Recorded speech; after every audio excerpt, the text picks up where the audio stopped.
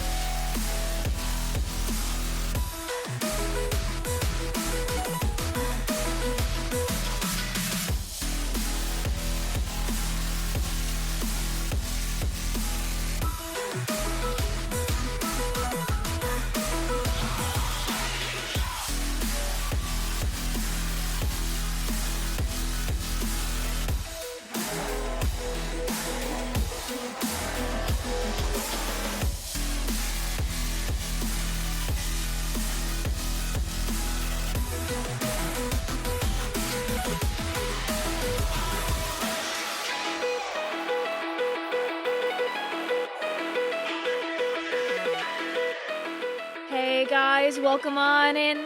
We're here for Arisen from the Ink today. I'm Vicvillon and I'm here with Fusion. How you doing today? I am eepy, but I'm hoping that these games can bring some action and really wake me up. We are here with Arisen from the Ink, a reunion of a bunch of winners from the Ink up. I am excited to be commentating this with you today. How are you doing? I'm doing great. It's so nice to see so many familiar names back at it again in a tournament that all of them were familiar with at one point. We have everything from teams that have run really recently to teams that have been around for such a long time. Yeah, absolutely. There's like a whole mix of teams that have been around forever. Like I see the Whip Rays in here. I see Octopi in here.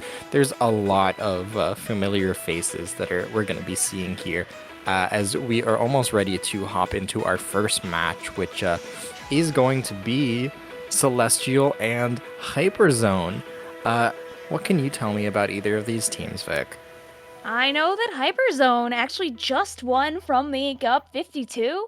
So if I were them, I want to take the fact that I just won this tournament, and I want to say, hey guys, listen. We might be the newest guys to win this, but don't underestimate us. Watch us take what we've learned from just going through this and bring the fire to this tournament, to this scene. With all these teams that, they've all been through it too. I mean, it's got to be a little bit funny when you're like coming back for your 1 week reunion.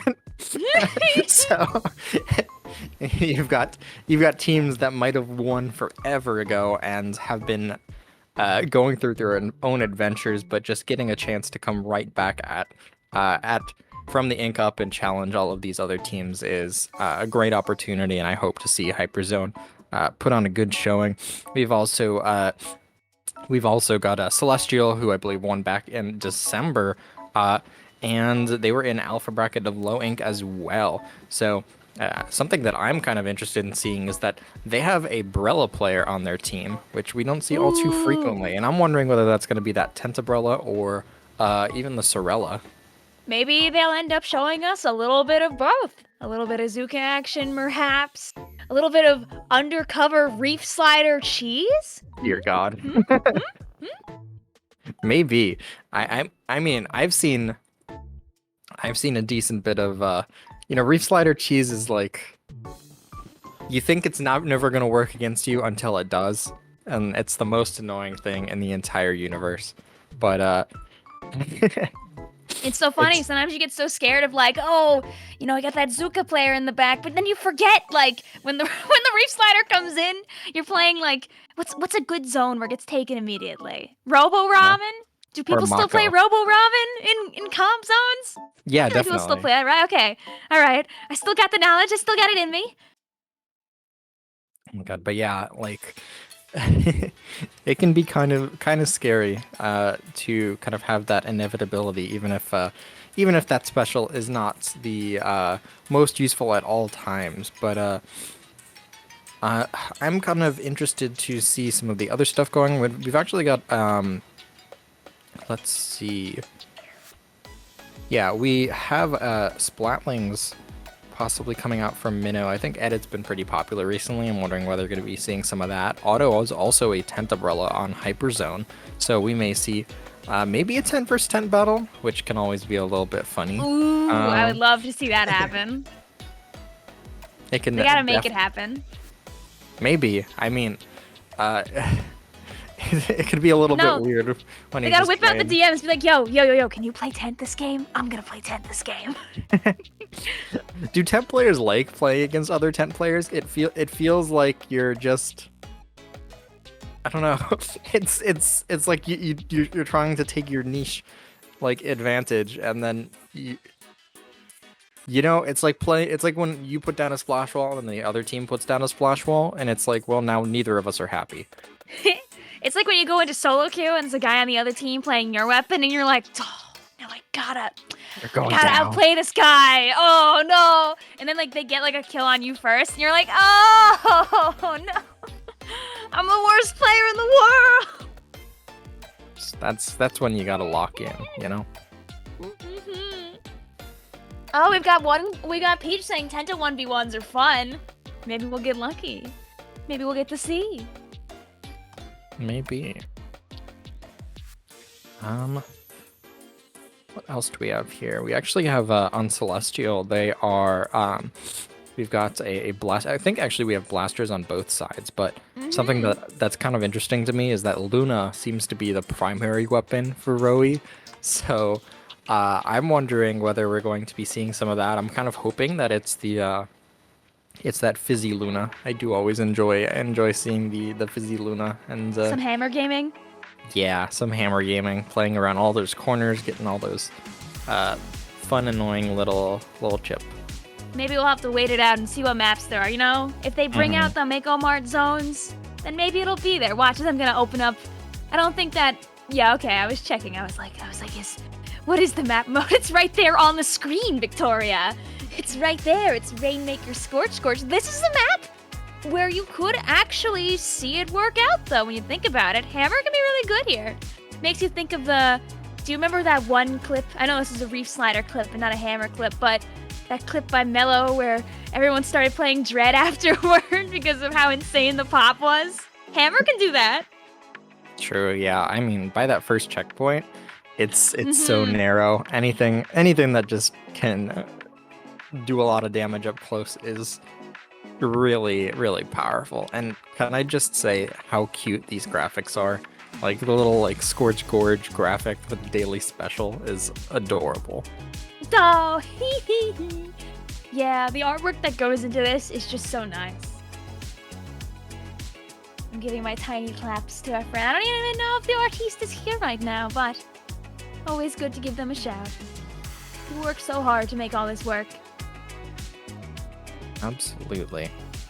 Something also with Celestial here, if Ace isn't playing a tent umbrella, you come to realize that Celestial's comp is going to be much more backless comparatively to Splat. Sorry, I said Splat like Hyperzone. My brain said Splat Zone. Yes! Our number one team, Splat Zone. Oh, yes. And it can lead to some really interesting interactions when you have one team that relies on a much more aggressive take, and one team that relies on, keeping one player a bit further back, try and hold people down. Because the worst thing that happens is sometimes your group of 3 frontliners end up in this, messy 3v4 situation. But if your backliner holds down the fort, it completely changes the game around. Oh yeah, absolutely. And just really quick, it seems like we unfortunately had a little bit of a delay with one of the teams getting into the lobby, so the first game is going to go to Celestial, but they are going to have a sub for this second game coming in, so unfortunately we are not going to be seeing this Scorch Gorge Rainmaker game. Instead, we're going to be moving on to game 2. You hate to see that, but oh well. We'll be moving on to our next map. That's why I started talking about the backless comp stuff. I was like, I can stall until they find their sub. We're doing pretty good. But hey, now we're on a Zones Cheese map. Oh! We are on Zones Mahi. We could cause some damage here.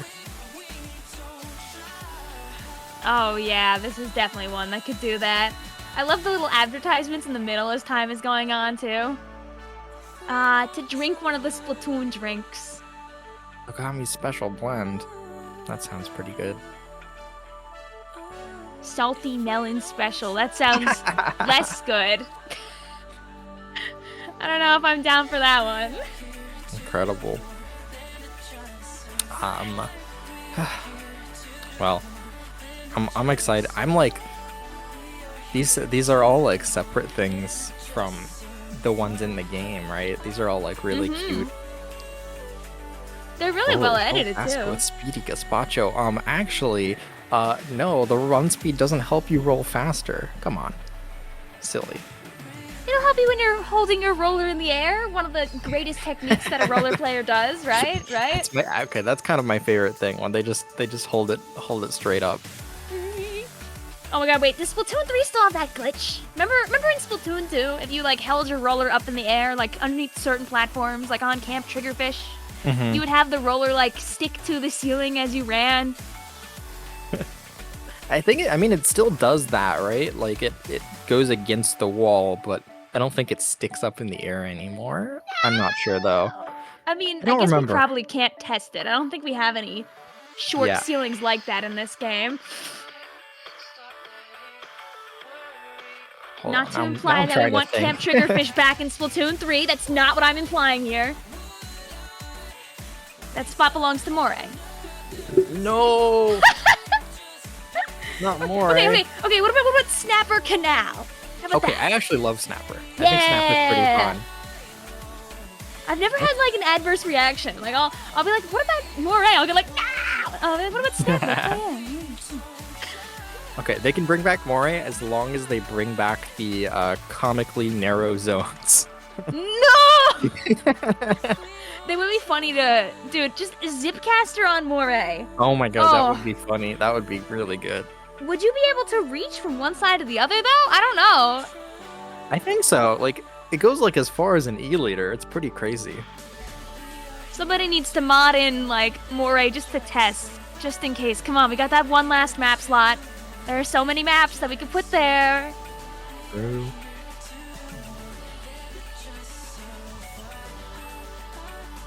I wonder, I do wonder if we're gonna get our own a new map. I feel like the last one on the page got to be a new map, right? I feel like it would be a little yeah. odd to not. I don't know if that's gonna be the last one, because I feel like in the other games they haven't really cared much about making the screens even and finishing exactly with the number of maps equal to the size, It's our prediction. That's what we're working with for now. True. But hey, we're finally about to hop into it.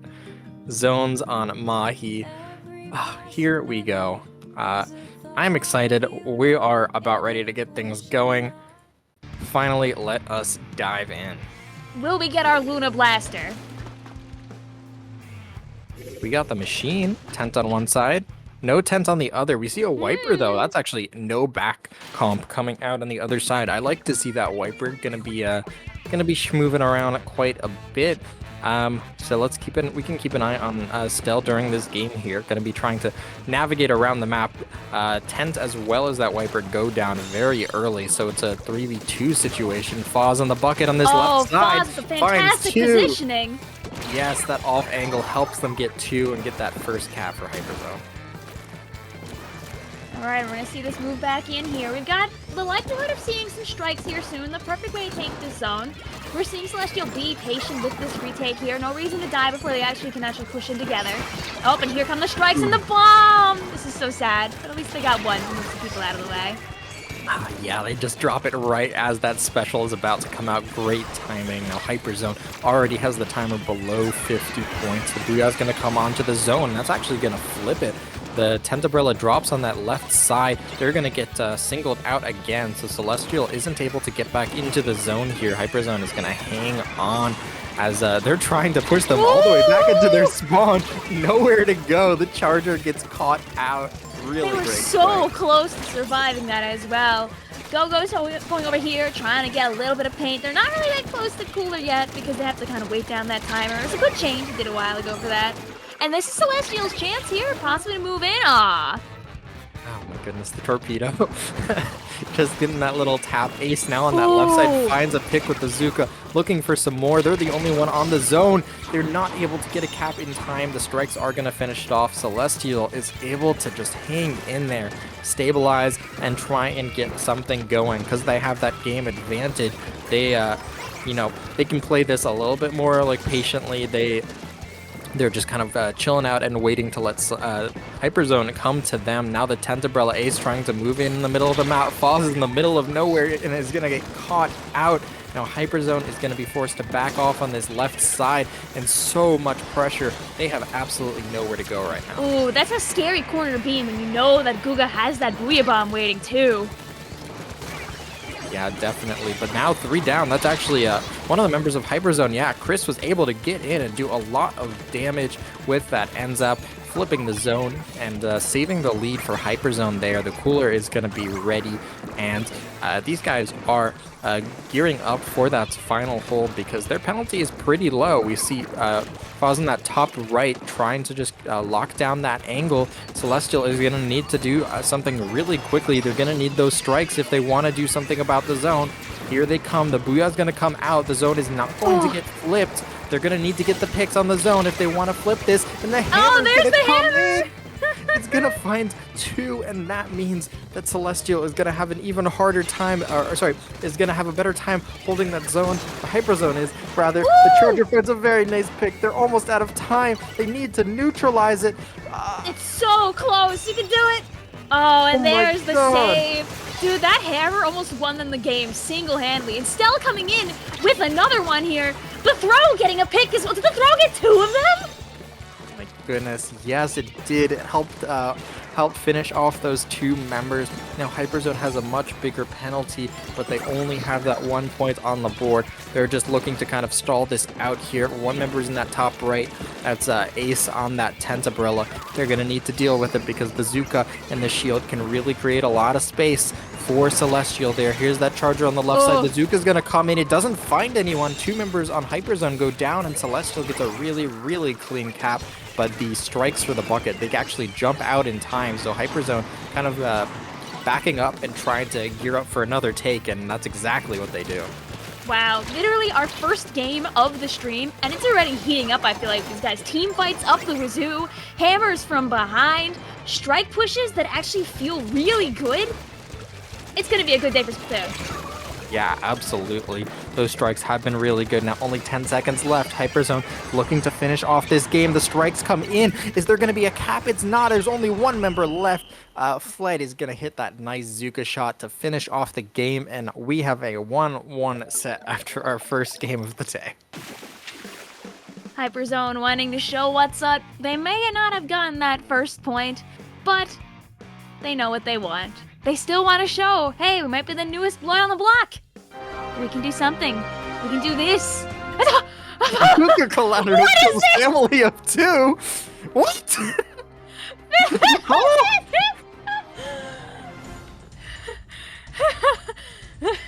Okay, I'm normal. Is this what you meant when you said you have some surprises, Ellie?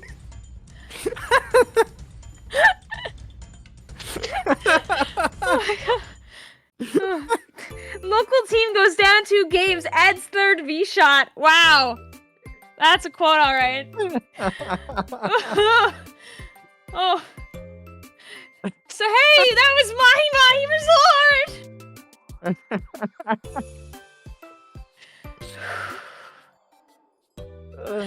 Hey, chat, don't forget to hold a nice cool glass of water with you while you're watching today. Oh, thank you for reminding me. I'm taking this too. Oh, there are tears in my eyes, Fusion. I am dying. Hi, And so is that dying. family of 2. So is the 52 gal. Apparently, those rates are getting real low. Unlike the housing rates, am I right? 52's been like gaining popularity, right? 52 Deco's been so popular recently. Like it's been kind of crazy, especially like in higher level. People have been pulling that weapon out a lot. So The beast. yeah, Curling ball 52 is just seems so to be gaining fun. popularity there. I wish it didn't screen. I love curling 52 so much. It's pretty fun. Curling, like since they buffed it, has been a lot of it's been a lot of fun. Like it's so much cheaper now. And that really affects a lot. People always ask me, like, or not ask me, but like back in the Splatoon 2 days, right? You know, we had multiple 52s to work with back then. Mm-hmm. But I loved the one with Baller. That one had my heart. Oh yeah. I do miss Baller a bit. It's very fun. All the time.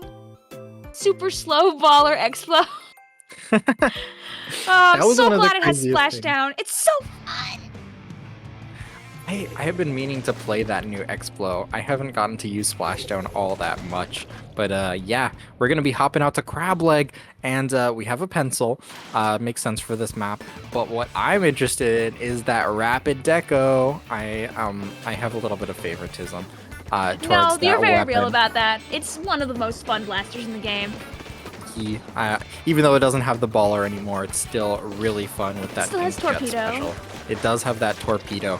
But yeah, both these teams kind of gearing up. This is a really hard map to push on, so we'll see whether that like Tentabrella is going to be able to get some work done, helping Celestial move back in. The Zukas are going to come out early, but not get any picks out of it just yet. But Hyperzone still has a bit of an advantage early in the map here with a trade and 2 picks coming out in the middle of the map. Oh, and the Hammer opening up some space so Hyperzone can move themselves forward here. Now, of course, the most important thing about Clamblitz is that clam economy, and right now there really aren't too many clams on the map. I say this and more clams spawn in immediately. Love that Commentator's curse. Absolutely.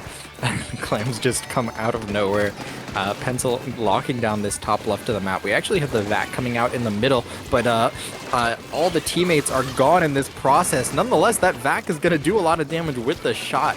Ace is getting back into mid with that Tentabrella. 2 members down onto Hyperzone as Celestial is going to rebound to the middle of the map. They have those clams. They're looking to get moving here. Ace moving into that top right, which is a really important position.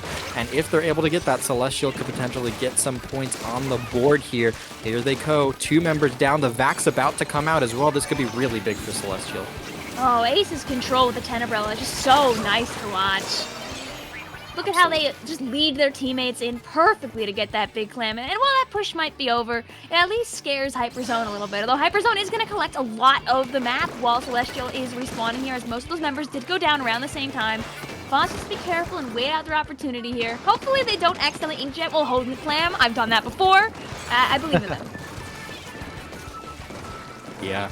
I mean, here's the power clam on that left side, looking for an opportunity to Oh, get no! in, trying to toss it away before they move in. But yeah, you kind of like take a moment to breathe on this map, and your opportunity to get in's already gone. Like, oh my goodness, that This tiny is so little area. sad. That's the only place you can get through. The Hammer is going to be able to brute force it, though. 2 picks from Stell, looking for a third, rushing down that pencil, trying to find some more. This is big. 2 power clams in, 6 clams for Stell. They're able to get the pick, and here come the points on the board. Huge push for Hyperzone. Stell did a great job there, just holding opponents back while distracting everybody. Everyone else can just come in and bring more clams. I think Chris is going to be able to get a couple more here. Looks like they picked up all 3 clams, but I guess the game decided, no, perhaps. I guess so. And this push still isn't over. The Vac's gonna get a pick out of that. But my god, Hyperzone is coming in from every angle. Stell all the way back in this top right. Gonna find that machine alone. There's just more and more clams funneling in towards the basket. That's still Stell by the basket. Oh, look at the They're gonna be able to clam get passing one going more on over in. there They're with unable Chris. to deal with Stell, and this Wiper just dodging everything. And wow! I think Stell was up there for like a minute. They really were. Oh my goodness. They were just running circles around the entirety of Celestial there. Wow. Incredible push from Hyperzone, and that was 100-0. Oh man, I loved the part where you saw Chris work their way in, throwing up those clams directly to their teammates to continue that push. It's the little things like that. And here's Stell, causing problems on purpose up here on this basket, just holding opponents away and keeping this position that you know Celestial wanted to be in. So great to see. Yeah. Oh my god, I just noticed Tri-Stringer gets one kill, clips and like tweets. God, really incredible stuff. Just like showcasing all of their mobility on that Wiper. Really just able to run circles around Celestial there. So excellent stuff. Yeah, excellent stuff from Stell on that Wiper. And incredible push. And I just came to realize these are not best of 5, so actually that is the end of the set. Yes, it is, and that will be Hyperzone taking the set 2-1. I think we are going to hop to a really quick break and be right back. Stay tuned, everybody. We've got more from the Ink Up reunion action just in a second.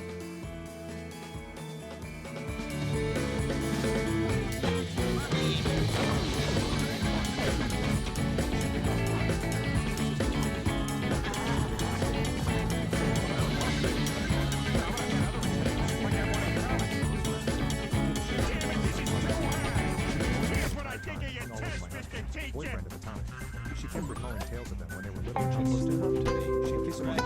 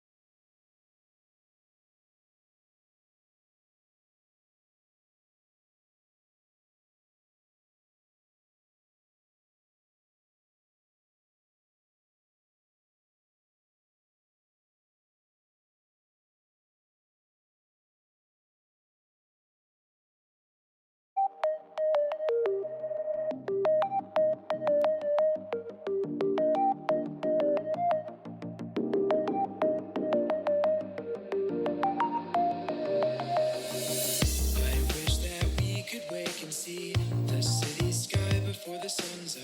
It's early, but you're here with me on the other end of my camera. Across the ocean, looking back 2,000 miles to my window. Feels like we're living in the past, but with our best to follow. Walk ourselves home by LED, but we're still sleeping with the light on. Slip into Welcome back, everybody, to Arisen from the Ink. We are hopping back into it with round 2. We have AK Ping versus Tactifueler, and we are going to be hopping into Tower Control on Inkblot Art Academy for our first game. Yeah, these two teams have some familiar faces. I know I've seen Mox around with the Octobrush quite a bit, and yeah, I've seen... well, what can you tell me about these teams, Vic? Yeah. I heard from the grapevine that 8K Ping was actually one of, if not the first NA team to really work on pushing Snipe Rider. What a different time it was when people thought, you know, Snipe Rider was kind of bad, kind of not good. Who would have imagined that just a couple of little buffs and a lot of people coming to realize the amount of power you could have from standing in the back and painting for your teammates like crazy would change everything. I mean, your usual support player does this anyway, but they just paint your teammates' feet really close up. Oh my god, Pencil really... I mean, we've all learned by now that Pencil can really do a lot, but the little extra buff they gave it to its damage helps it follow up like so much better with teammates, and, you know, Cooler's just so good. We've got some interesting matches ahead. We actually potentially have another Wiper player coming out here. We are likely to see that Snipe Rider coming out for 8K Ping. And on the other side, yeah, I am interested to see Mox's Octobrush, because I know I've run into Mox a few times. Playing in general. So Octobrush is something that I think we don't see that much. There's kind of like one other Octobrush player in the scene, it feels like. But it's pretty dang good, if I have to say.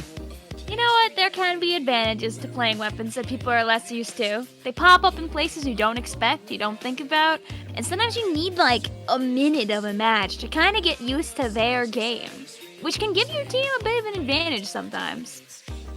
Yeah, absolutely. So Tactifueler has a couple members that I think are approaching like the +3 level, and we've got a few other members who are more recently getting into comp and just trying to improve as well. On the side of 8K Ping, excuse me. Yeah, on the side of 8K Ping, we actually got Psycho actually hit over 3K power in X rank, which is absolutely wild. There's you can count on just like maybe 3 or 4 hands how many people have hit that. The amount of time and dedication you need to get there. I do the bare minimum when it comes to X rank. I'll unlock my power for funsies. I'll see it at like 2K, and I'll be like, you know, maybe I'll grind that out in like a month. And then the season will always restart before I get there. Yeah.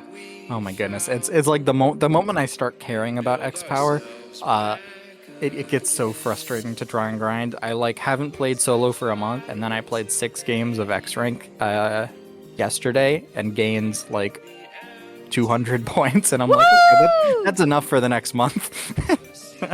Real. Listen, you're not doing any X races, hopefully. There are, for those unaware in the stream, there are some people in the community who are using events like LTC as an excuse to hard grind mechanics in the game, where you and your friends see who can get the highest X power before something happens, in this case like LTC, or maybe like the end of the season, and sometimes there's like some kind of boon that goes along with it. And it looks like the match is starting as I was explaining that, so here we are, the 96 Gal Deco! Yeah, we got the Kraken coming out, and that's actually the foil Flingza coming out with that splatter color screen. We don't see that too frequently either. Really interesting comp, I think, coming out of Tactifueler here. We do see more like the traditional pencil backlines here. we'll see what these teams really kind of up towards in terms of pushing, because I think like Tactifueler. Early Zuka. Yeah, ooh, yeah, Tactifueler is definitely like relying pretty heavily on that shot and the wiper to get a lot done, and that Zuka from Gabman doing exactly that. Not able to find the next pick there, but Zuka on the other side finds 2 as well, and you know, we're used to Zuka doing a lot in these. Yeah.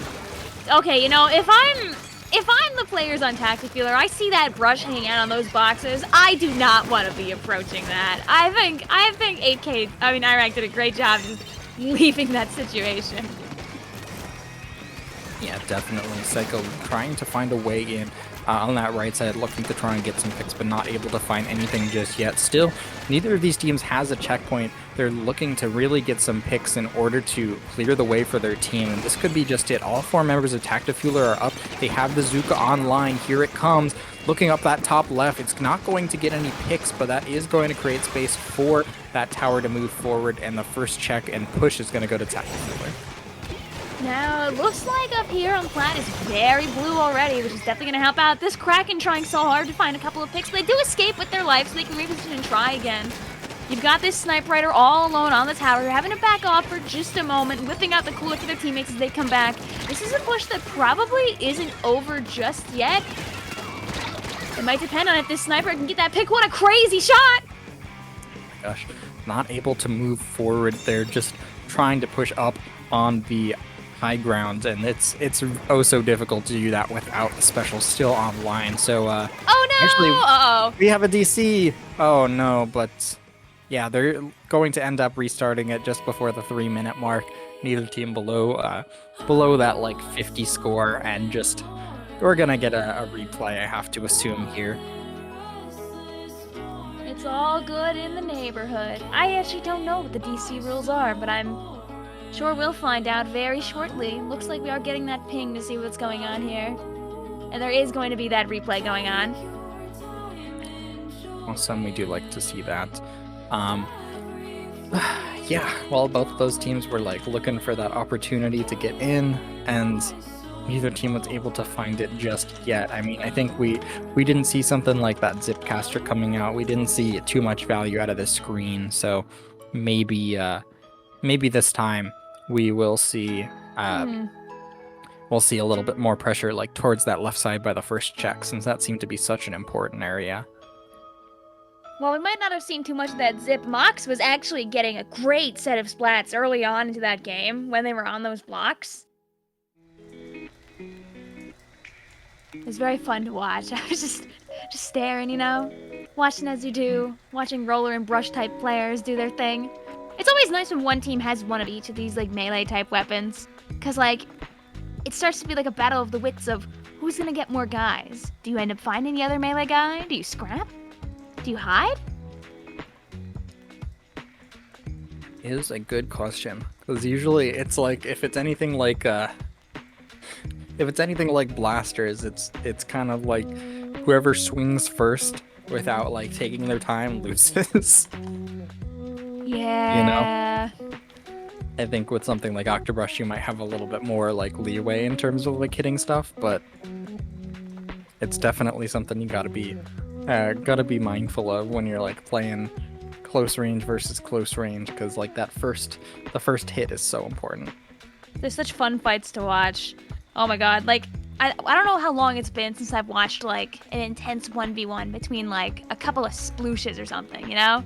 That same kind of like mindset kind of revolves around that too. Yeah, I mean, when 2 splooshes fight, they just kind of go into orbit around each other. I'm gonna get you. I'm gonna get you. Not if I run circles around you first.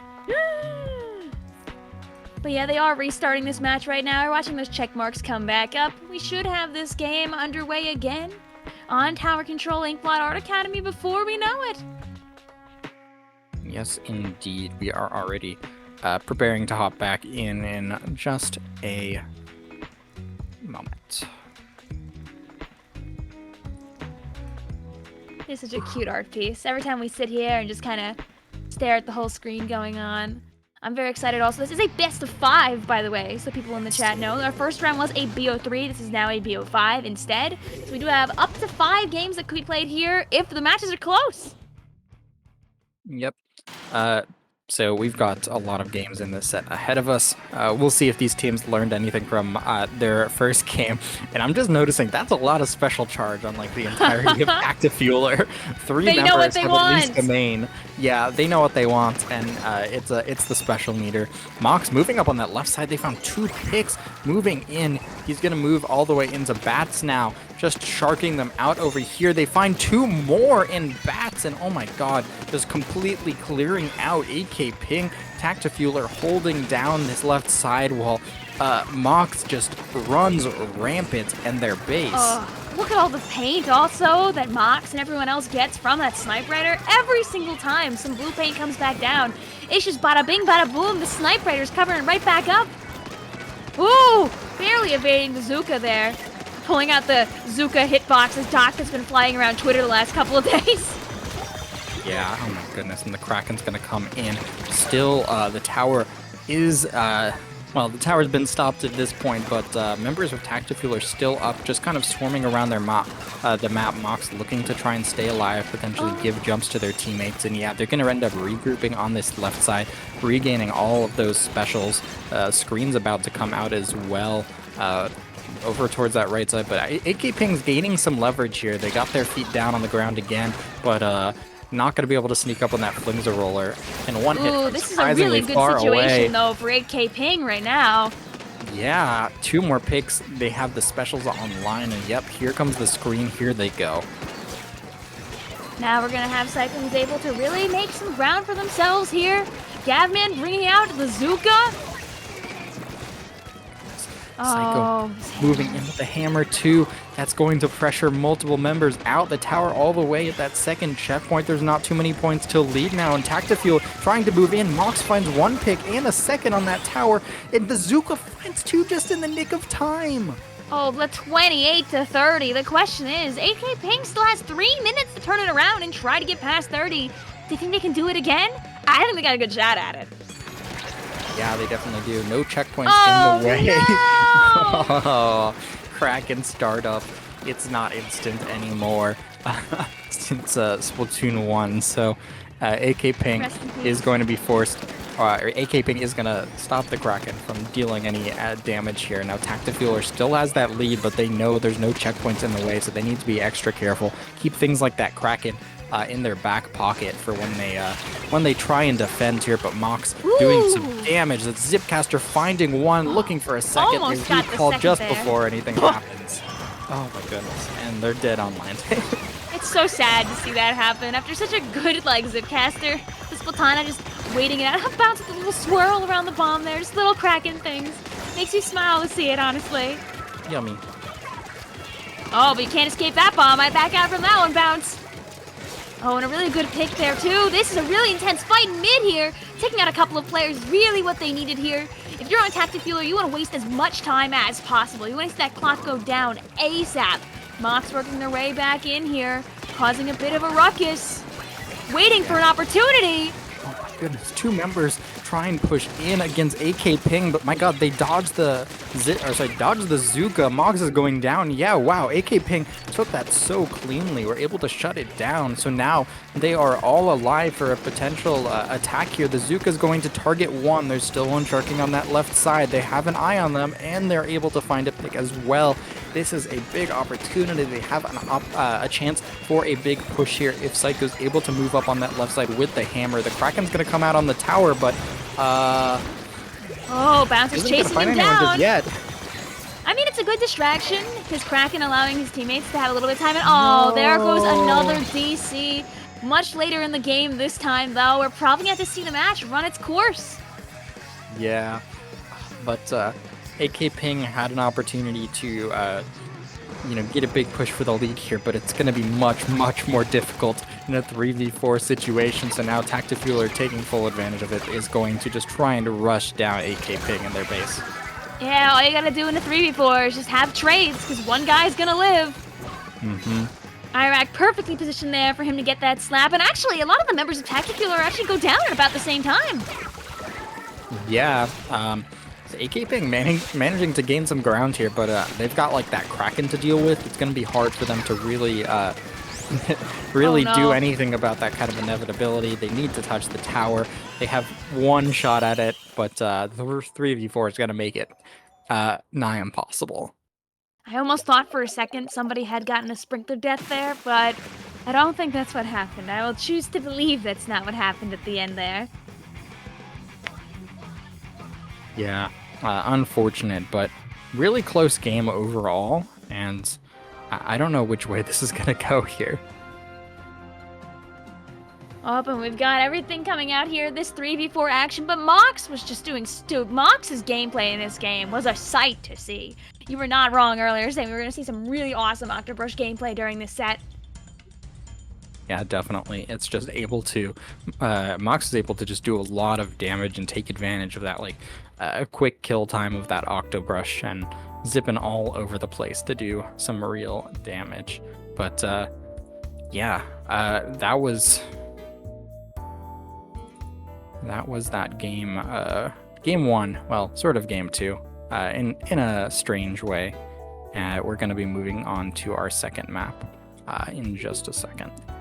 Well, part of the fun of this is it is a best of 5, so there's a lot that could happen here. Do we go to 2-0? Do we go to 1-1? We know for sure this won't be the last game. It's still anybody's set, and we saw how close that game was, 28-30. Yeah, I mean, right after we saw the big push from, right after we saw the big push from, my brain has ceased to work, Tactifueler. Yeah, we saw the big push from AK Ping in response, just bouncing right back, and so who knows what we're going to see. We've got Humpback Pump Track next, and things can go from like 100 to 0 in a second here, and leads are not going to be safe as long as that checkpoint's out of the way. Especially things like that hammer can do so much damage around the corner. Wonder what we're going to see here. I look forward to maybe a little bit of the classic, a little bit of the precious ink vac on the Humpback Pump Track. I mean, I'm biased. A couple times I've played at Big Dapple with some friends. We love a little bit of vacuum cheese on very specifically this map mode combo. Works most of the time, not every time, but we still love and appreciate her for what she is. The beautiful, majestic ink vac. We love ink vac. It sucks Needs more in a love. good way. And the little guy on the Humpback Pump Track sign there. He's so cute. I know we zoomed away from it as soon as I was going to commentate about it, but It's so trust. Trust, chat, trust. A little skater jelly. You see, I need to use my my power as a community member to really push the addition of humpback clams. Ooh, haven't seen that in a little bit, but Right? I like the map. It's been a bit. Wow. Survey says no. Come on. It's not that bad. I like humpback clams. Okay, they could hear that. I didn't know if I was just laughing like a nothing. Trying my best to be so normal.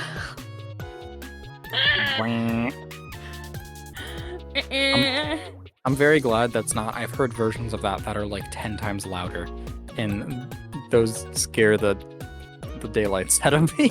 It's So I'm okay. glad Ellie this sound respects effect's a little us. lower. There's a volume limit in place for our ears. Thank God.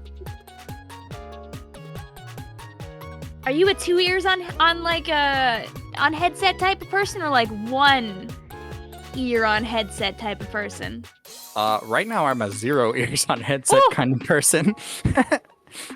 Right now, I used to have a headset, and then I broke the USB, or like the wireless USB for it. So I've been rolling with just like speakers and my microphone, and Praying you don't have any just audio doubling dealing going with on. the echo. I think Discord has some echo cancellation, so that's been working out does. pretty well for me. Yeah. It's not been as difficult as I expected it to be, so I've just kind of been rolling with it. and it means my ears aren't like suffocated for hours, which is pretty nice.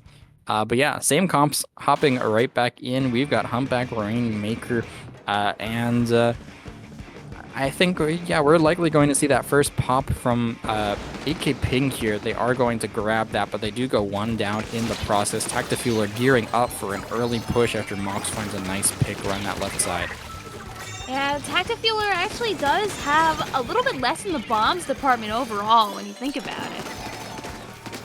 Yeah, they, well, yeah, they sort of do. Both of these teams still don't have, I think they have about the same number of bombs, right? Yeah, they're both running pencil, so I think they both got those 2 lethals. The Zuka gonna find a pick over that left side. The hammer in the base from Psycho. They're not able to find anything to get teamed up on. Oh, here comes the Kraken. Move on in, finding a pick, and there goes that push. But sneak on the Rainmaker, not gonna make that checkpoint, but good attempt though. You know, I gotta respect the chip attempt here from that Wiper too. I didn't know how that fight was gonna go. Yeah, definitely not. That Kraken's going to be really important for stopping these big pushes here. Bouncy just painting up that top mid. They have the Kraken in. That's a huge pick onto one member in the window, but Psycho just coming back in, shutting things down, doing so much damage. My God, this hammer. Oh my God, if they had gotten that third. It's been going crazy. They're going to go down, but just, it's been kind of, it's nonsense how much they've been able to stop pushes with that hammer. It's so true, and it's so sad. That hammer was so well timed, but they didn't have the opportunity to push up with it because they didn't have enough players there to take advantage of it. Yeah, here the comes Viper Bird. moving in. Oh my goodness. Psycho not able to find it this time. Bird's able to dunk it at that checkpoint. The Zuka comes in. Wow. Hello? My God. They just like matrix that bullet there. Surviving it somehow. The checkpoint, really important. Out of the way for Tactifueler. That's going to be 2 members down for them. They don't really have a good way in here. Bird's going to grab it, but not be able to get very far. But nonetheless, that's the checkpoint and a lead for Tactifueler. It's the lead they wanted, and you know that Mox wants another opportunity to come crashing in through some corner. Oh, bounce. You said bounce E before. Has it always been bouncy? Was it never bounce? No, I might be crazy. It might be bounce. It might be bounce. So I don't think it's this player. It might be a completely different player who has like the bounce and then there's E with like the 2 dots above it. Like it, you know, like one of the There's like more than one symbols. bounce, I think. I think so too. So I got confused. I'm just going to refer to you as bounce. For the rest of this, apologize if I am butchering your name completely. So, thank you for chat, bearing with me. More of you need to have Your like Kraken has names been that doing a aren't lot of based on damage. items. You need pun usernames, okay? Okay? Please. We're now Then there's bounce. less likely to have more of you. Oh my goodness. Can you imagine? Like, you're just not allowed to have the same in-game name as anybody. Only one red. Only one Only Pika. one red. Oh my God. Crazy. Only one Storm. No, impossible. But that's the checkpoint for AK Ping. They have 3 members up. This could be really big. The hammer for Psycho is online, but they're going to grab the Rainmaker instead, and that's going to end up being the death of them.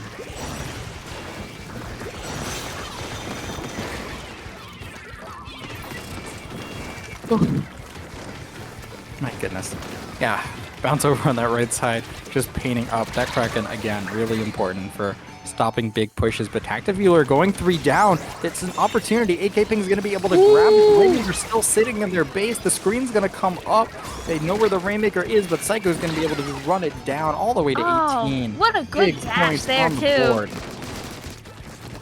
This could be the opportunity AK Ping needs to really get that back. You know, after what just happened with that disconnect, if I'm AK Ping, I want this win. I've got the Zuka out. I've got my... Wow! Oh my God. So close. I think they like almost like flew over the Rainmaker podium there on accident a little bit. Yeah, nearly dunking it straight through that Kraken. Not able to get it, but 1 point remaining is absolutely huge. Tactifueler has their work cut out for them. Bounce moving on this right side, and yeah, Bounce moving on this right side with the Rainmaker, but there's a lot of work needs to be done for them to get in here, and that's going to be very but the work difficult. seems to be happening right now. Yeah, they're moving in. They need to barely knock it evading out, the though. Zuka. Oh, Gabman. What a shot. Nice chops. Oh, That's do you going to see be them? 2 members Ooh! down. They're going to drop the Rainmaker out of their base.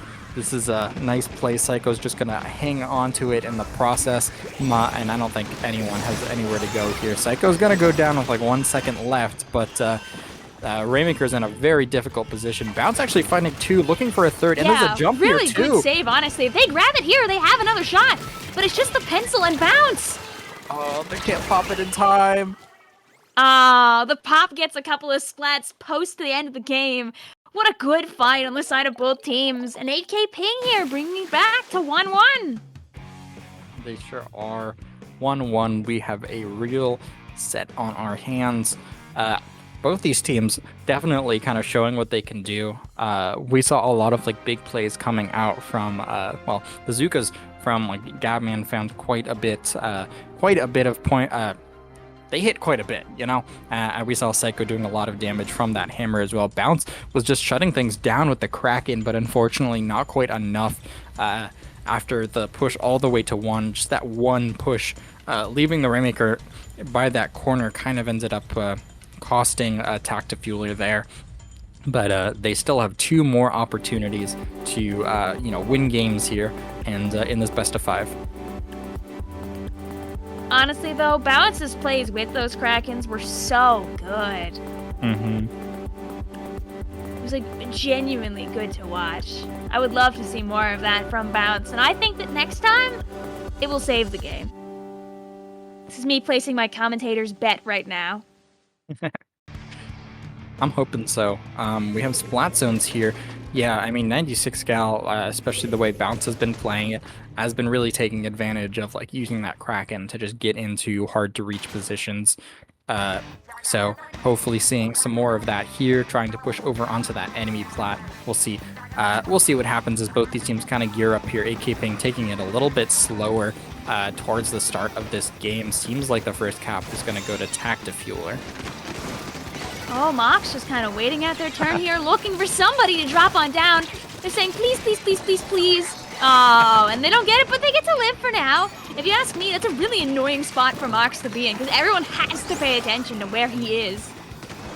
Yeah, absolutely, but the pencil not peeking out over that ledge here, so now Tactifueler is going to be forced to really back out of this situation. Mox ends up jumping in right into enemy territory. They're kind of singling out that pencil there. They're going to zip on them, but end up going down in the process, and now that's a pretty big stagger. AK Ping holding things down, but Bird finding 2 nice picks coming out. 4 nice shots from the pencil, doing a lot of work here for Tactifueler. And this base is not a base. Oh god, this zone is pretty well painted still on the side of AK Ping. Mox trying to get at least a trade there, gets it. Oh, it must be so scary to stand in mid like that with the pencil just breathing down your neck the whole time. Here comes Bounce saying, please, please, please, no screen, thank you very much. Oh, uncracking in a pretty dangerous position here. Gavman's already got that Zuka ready to go. The only player left is the pencil. Can Bird get out of the way? Unfortunate. AK Ping is going to bounce back and get that zone. Yeah. So now they're kind of gearing up to hold that left side. They're getting the specials online, and really the Zuka has been doing so much damage. This time it's Brick finding 2 off it, Mox finding another, and a full wipeout. My goodness, that is a great, just a great opening from Brick hitting those Zuka shots. Crazy stuff. Zones. Yeah. Now the question is, can AK Ping do it again? They did it once. Tactifueler did it once. Is it AK Ping's turn? When you have the enemy team so locked in like this in a game of splat zones, there's gonna be that switch in the lead. You still have to be a little bit careful. You can be super aggressive with this much time left in the game. You don't want to overdo it. It's something that has taken down a lot of teams in the past. And here comes this hammer here by Psycho, catching 1 player and thankfully getting taken down before they can cause too much damage here. Yeah, this time, well, 2 members of Tactifueler are going to end up going down by the stack here. We have a screen potentially coming out from that Flings a Roller. They're moving around that left side. They need paint on the zone. AK Ping really needs to paint it right now, but they don't have enough members forward. It's going to be Tactifueler taking it again. Now they are up 2-1 and are 1 game away from moving on to semis. This could be our last game, or we could see that 2-2 happening here. You know, honestly, if you're on the side of thinking, should I throw my screen out right now, or should I focus on taking the zone, I think it was a good play not to bring out the screen, because that lost time could really hurt. Yeah, it can definitely hurt. It's always hard with like the last few seconds of the game to kind of make these like, split-second decisions. Either way, I think just not enough members forward on 8K ping to neutralize the zone. But yeah, I believe now we're going to be moving on to a Clamblitz map, and we are going to be seeing not Kraken Cheese, because that's not in the game anymore, even though we have the 96 deco. 0707. The 96 deco still does a good job at taking out a lot of players. Do you think that we'll see any weapon changes? Because we actually have seen these two teams not change their kits at all the whole time. Honestly, I don't think so. They seem very content with what they're running. I think Pencil's just a good pick here. I mean, I think the 96 is also pretty nice. Things seem pretty good so far.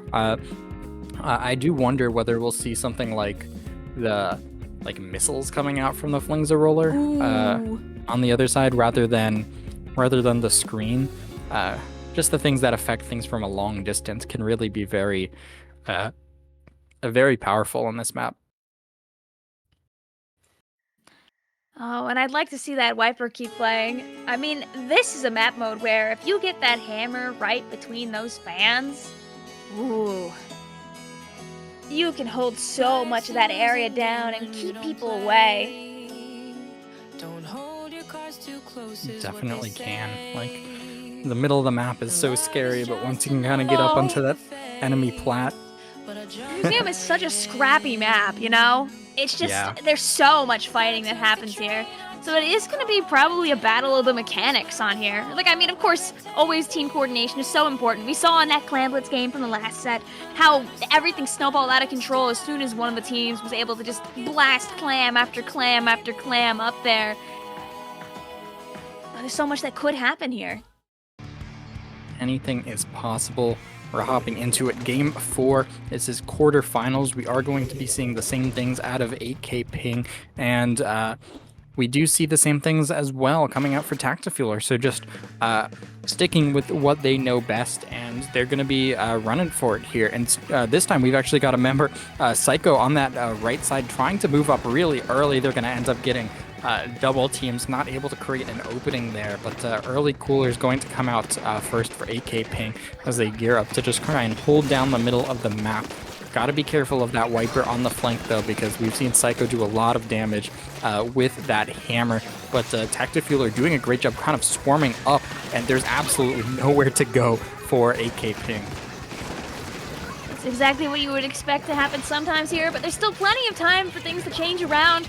After all, it's still 100-100. We only have clams on the side of Tactifueler. If I'm on 8K ping, I want to get as many splats as I can right now, just to even the playing field out.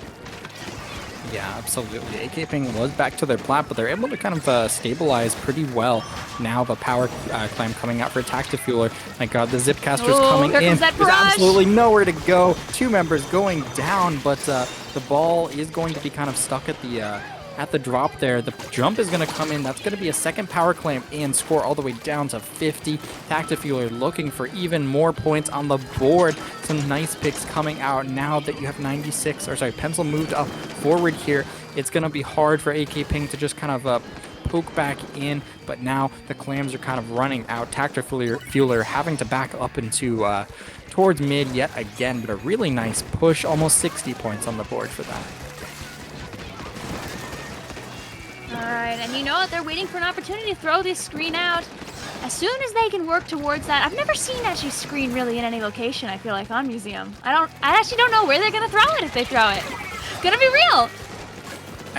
I usually see it, I see it like when you get onto the enemy plat, you throw it like the opposite direction that it's going there, right? Oh like, no, so it wait! goes towards the basket. But yeah, oh my goodness, 2 members going down. Tactifueler trying to get onto the Plaid here.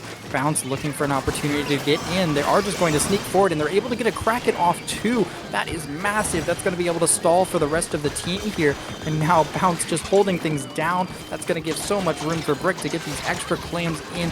Viper's going to clean things up. Mox trying to get a little bit more on the board, not able to do so. And now they're the last one mid. Too. Yeah, and they have to back up or they die in the process. So now AK Ping has a lot of clams on the board and they have control of the map. They need to get something going here. They still have 2.5 minutes to pull it off. I mean, they have the map control, which is the important first part here. You do have 17 clams to start this push, but 17 is not going to be enough to actually earn them this victory. They need a little bit more than that. You know, earlier with this screen, something I did notice is actually it goes through the floor a little bit and kind of comes up on the platform. That's evil. Like I hadn't seen it until earlier. Like, oh, where do you go? I mean, the answer is you just stand behind it and Zuka away and you get kills anyway, it looks like. Yes, so It worked out for them. Holding things down. Just able to, like, stall for long enough, get their team back in, and stop AK Ping from getting in.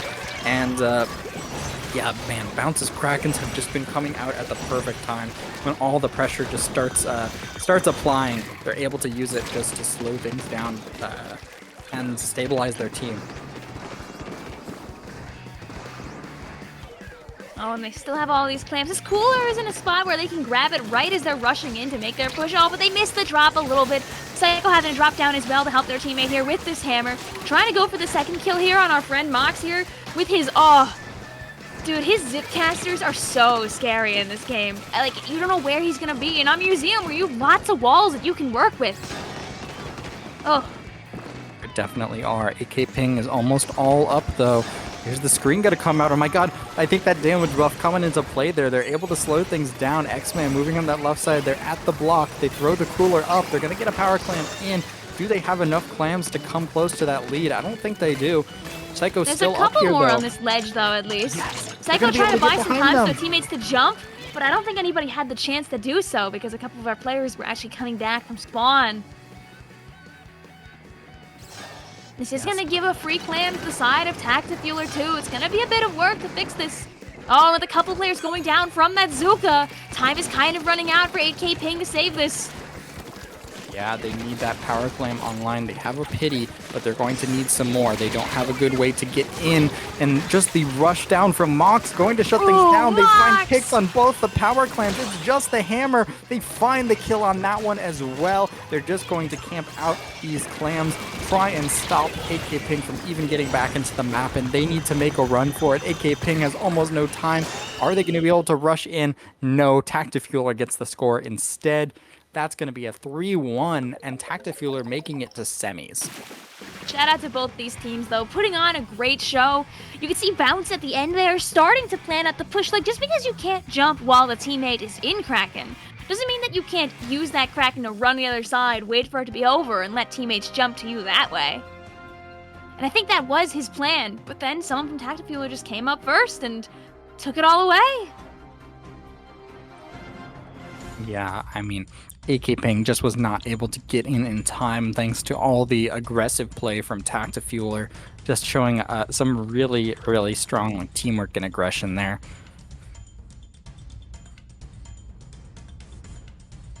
I love these silly little things at the bottom. I just keep getting distracted reading them. Same. Oh. My goodness. Well, hey, now, since Tactifueler won, I'm just going to click this button. Soda! Soda! Wow, look! Wow! Next map, Tower Control and Ship-Shape Cargo Company. That doesn't. Unfortunately, we're not going to be going to that map. That's the end of that set there. But yeah, it looks like we'll be taking really strong a showing. quick break while we wait for our next set to load on in here. Okay. We'll see you guys in just a second. Stay tuned.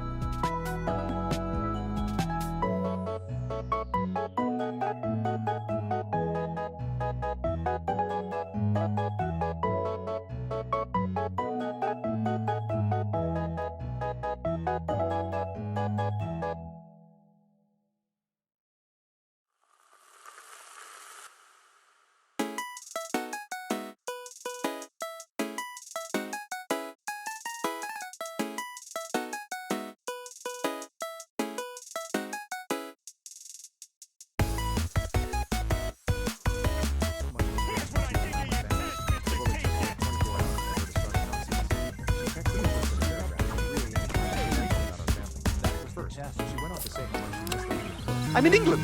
I can just walk past them holding a cup of tea. Morning. Morning. Morning. Morning. Morning. Morning. Morning. Morning. Did you see something suspicious about that baby? Well, I did at first, but then he's got the tea vouching for him, doesn't he?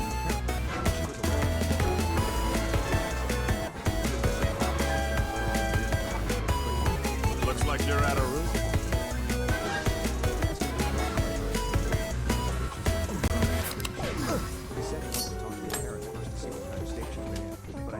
There's no way across. Spidey, can you swing us across with your web? No, I can't swing you across.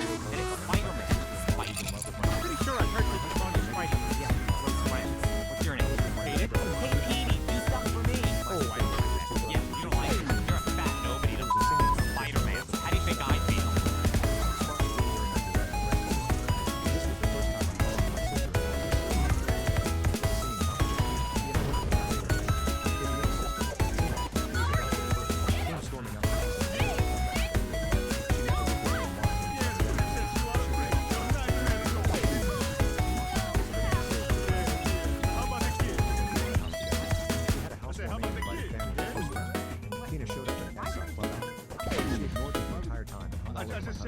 Boyfriend at the time. She kept recalling tales of them. She kissed him on the cheek. Perhaps his arm went off. He was visiting them after the next day. At first, I just thought she had a crush on him, but the relationship looked like she was going around. She was going around reminding him of but now he's playing daddy. One of my friends said she thought he was going to capture the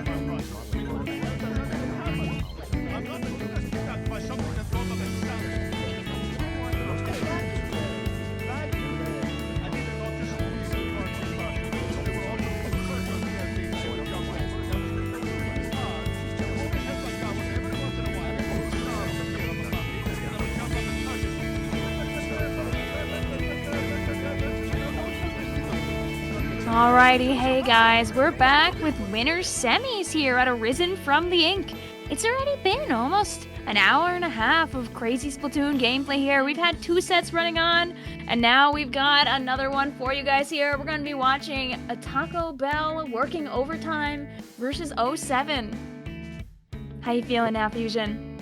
Still tired. Maybe this will be the set to It's wake a little you up. sleepy, but I am being woken up as things are going on. We do have Taco Bell working overtime and Honor Bound here. We're going to be seeing Rainmaker Undertow for our first time today, and yeah, we actually have an Ink Rush on one of those teams. Ink Rush and Carbon, it looks like, which is wild. I've seen Z look around for sure.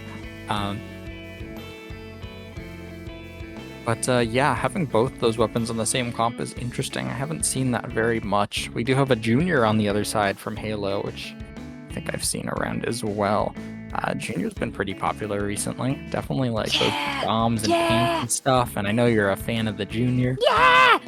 We love a good Junior and 4 splat bombs. Throw 2 bombs, put up shield, throw 2 more bombs. Oh, oopsie, did I do that? I also see on Honorbound side, we do have a player who, I believe Tao, he likes, from our list, it says he's a dually guy, but also plays both of the different machines. Would love to see some of that action going on. A little V machine for the soul. Yeah, actually, I haven't seen V Machine in forever, it feels like. Well, actually, we saw one earlier, right? We did see one on Mahi Zones. Yes. But yeah, definitely the Nouveau one has been super popular, like, for a while now, just because of that Zuka. But Vanilla is still definitely a force to be reckoned with, you know? I'm extremely biased.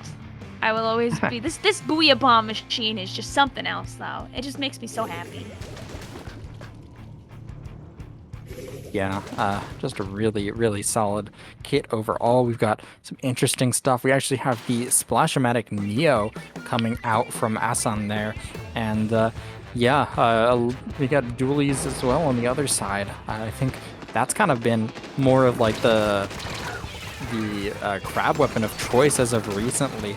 And we'll see how impactful that's going to end up being, as Taco Bell working overtime already, breaking things open, taking that Rainmaker to the left side as they kind of catch the entirety of Honorbound over towards that right. Really, really good awareness, and that's going to be an easy first check for them. Oh, and here come more strikes. Both teams having a good way of building up strikes. I don't know if you've seen recently the uptick in special charge ink strike spamming Splash-O-Matics, but that little buff has definitely made a bit of a difference. Maybe it's just something I've happened to see in PBs, that people love pushing the envelope, seeing just how many strikes they can get. Yeah, they definitely do. I've definitely been seeing a lot of strikes, but I haven't seen too much of the Splash Neo, but that point buff is obviously going to be pretty helpful. Oh my god, trying to sneak right past that roller, not able to do so. This time, Taco Bell working overtime is going to hang on to that first checkpoint and grab back that Rainmaker. So just stabilizing the middle of the map. They have no checkpoint ahead of them, so they can kind of choose to do whatever they feel like as they get 2 members on the side of Honorbound down. The bubble's set up ahead. Really, really good spot from Z-Look. They're just going to be able to stall it until they're ready to go. So many potential points on the board. They're sneaking around this right side. The Rainmaker's going to make it all the way to the goal. Can they get it? There's not enough hate, but huge push from Taco Bell. That's going to be exactly what you want to see here. Now we have to see Honorbound take that Rainmaker all the way to the other side. They don't have to get on the podium, but you have to touch the podium, I believe, to get to 3, correct? I think 4 is like being stuck on the ground and not being able to get any purchase on the wall. Could be lying. You know, commentators, we do lie on occasion on accident. Smiley face. Oh, and a good Rainmaker shot here from Brandon. Wow! I can't believe it. 3 down on our rounds. 3 down on Honorbound. They're going to be moving forward. They have an opportunity to get this checkpoint here, but they're going to get shut down as Z-Look comes in and really slows things down with an aggressive push up there. Tao stabilizing the team a little bit over on that left side, and they're even going to have a crab for good measure, but still no points beyond that checkpoint on the board for Honorbound. They have their work cut out for them. The Taco Bell working overtime members here, seeing that crab come out and just throwing everything they could at them.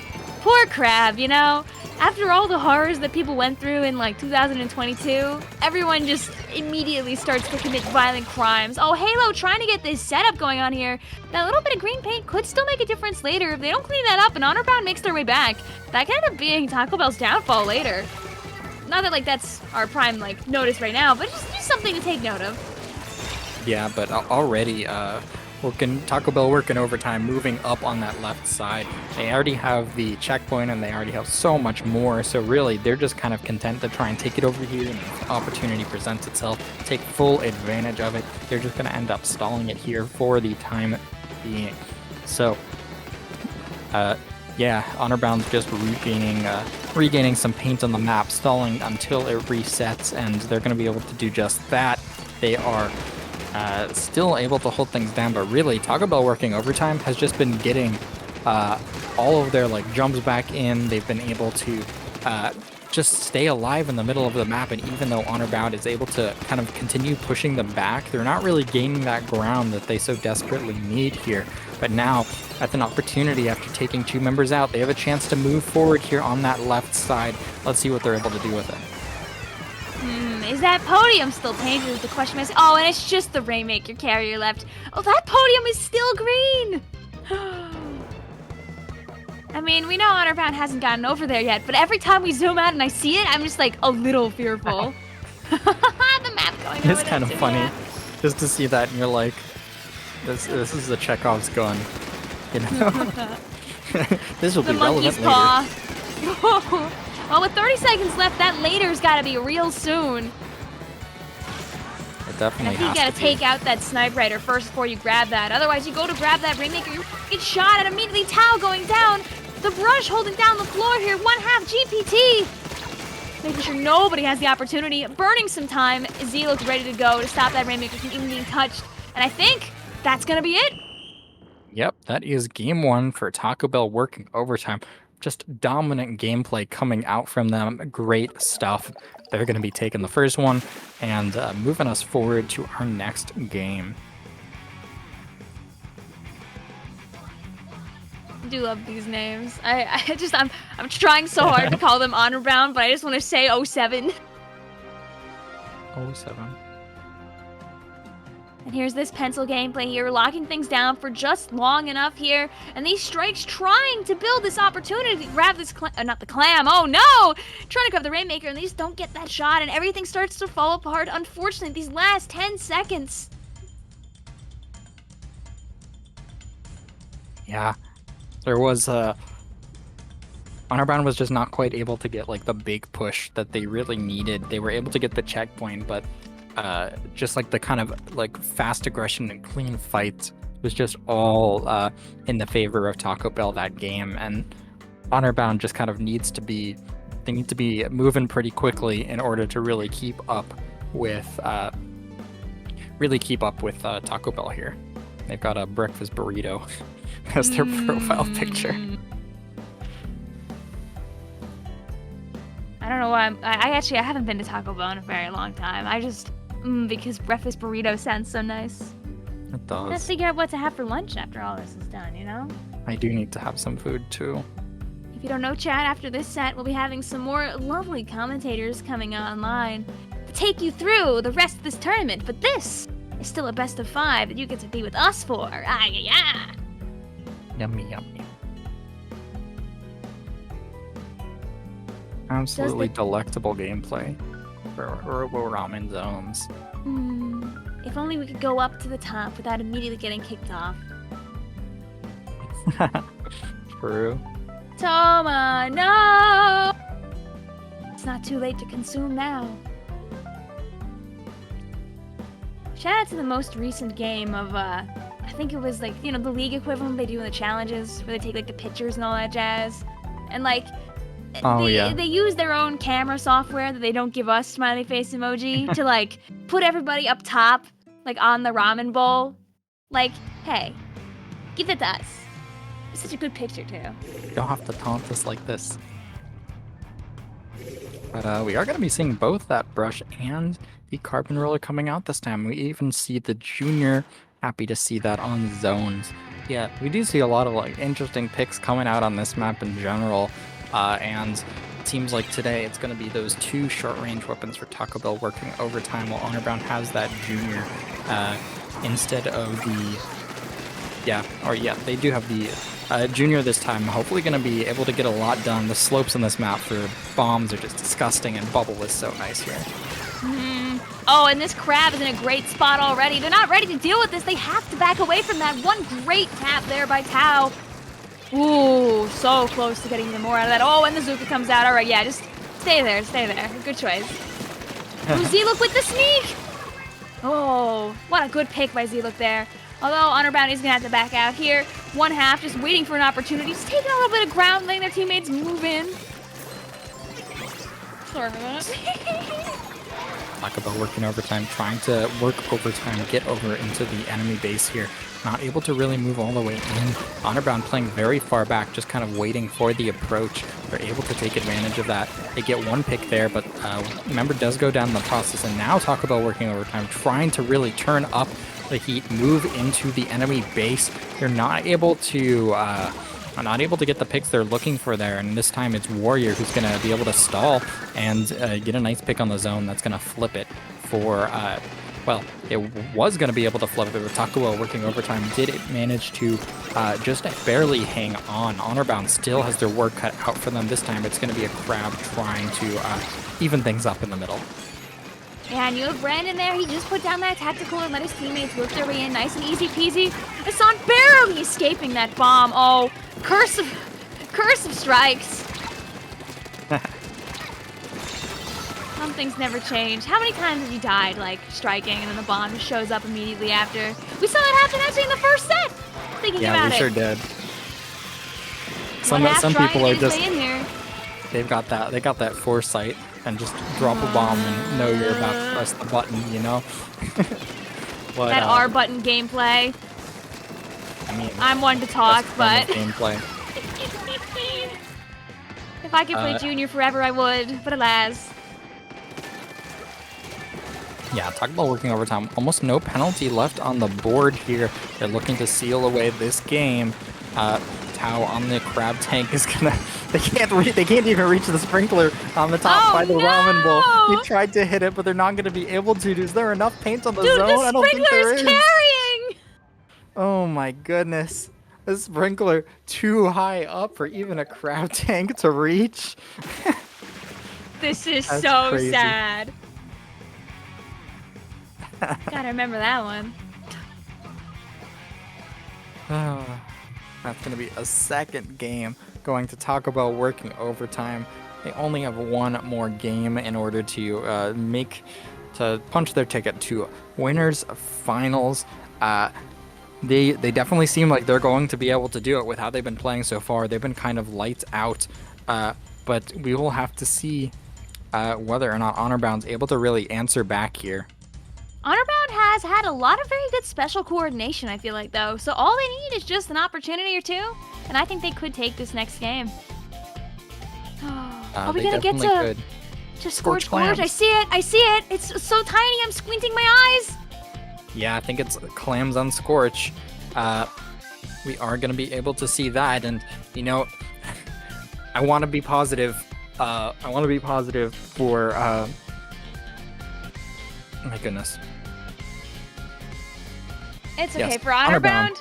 See, I don't know, this man. is, my brain's like, No, you're good. I think Blanking that out. Crab and Zuka combo Playing is Mad gross Libs here. on this map. I They think Honor definitely Bound's got a can. shot. 100%. yeah, I'm a little bit nervous though because this seems like a very strong roller map if I were to take a guess. And talk about working overtime. So you look on that roller has been pretty lights out for working overtime here. You know what I would love to see on this? I would love to see Mar bring out that custom E-Liter 4K scope. Ooh, It's on the list that he can do it. it's true. We have seen that sometimes recently. That beacon can be really nice for your team to get back in. And, you know, if it's a problem with getting outpaced, maybe it'll be helpful. Maybe it'll be helpful for them. But we will have to see what these teams want to bring out here because they have a lot of options. Honor Bound has a lot of options here, but I'm not quite sure what they're going to bring out. Whether we'll see like that Junior again, the Splat Dualies. Yeah, but I don't know. Do you have any expectations, things you want to see from these teams in terms of like weapons? I'd love to see Jay keep their brush because they've been doing a lot with it, I feel like. And I mean, this is Clamblitz. True. How could you resist the temptation to bring Taco Bell working overtime to a 3-0 with that brush? And they did keep it. Let's go. Nice. Hold on a sec. That's actually they have some interesting stuff for Taco Bell working overtime. That's not the normal pencil. That's going to be the Rain pencil and the Dapples Nouveau, as well as Brush Nouveau and Nautilus, Gold Nautilus. So they have kind of given up any semblance of specials. We did talk about the horrors unfortunately. earlier of Reef Slider on this particular map mode combo. Alright, this is going to be the early push for Taco Bell working overtime here, actually. Coming right in with it. The Rain making sure to keep opponents away, getting a couple of points on the board here. They don't have too many clams, though, so we're going to have to see Mar going back to get a couple more for his team. Oh, never mind. That was Jay, I believe. They were going back for that clam. Yeah.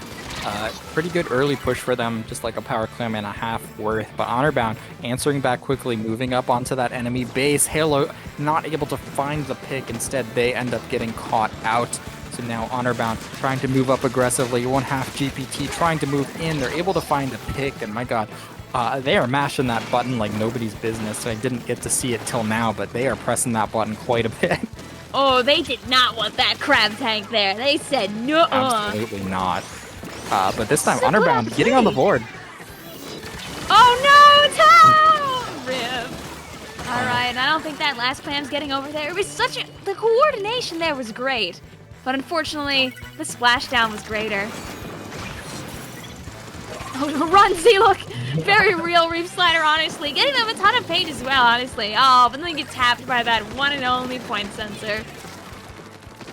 Yeah, can't be too sneaky while that's a round machine, just so well-rounded with bazooka and point sensor.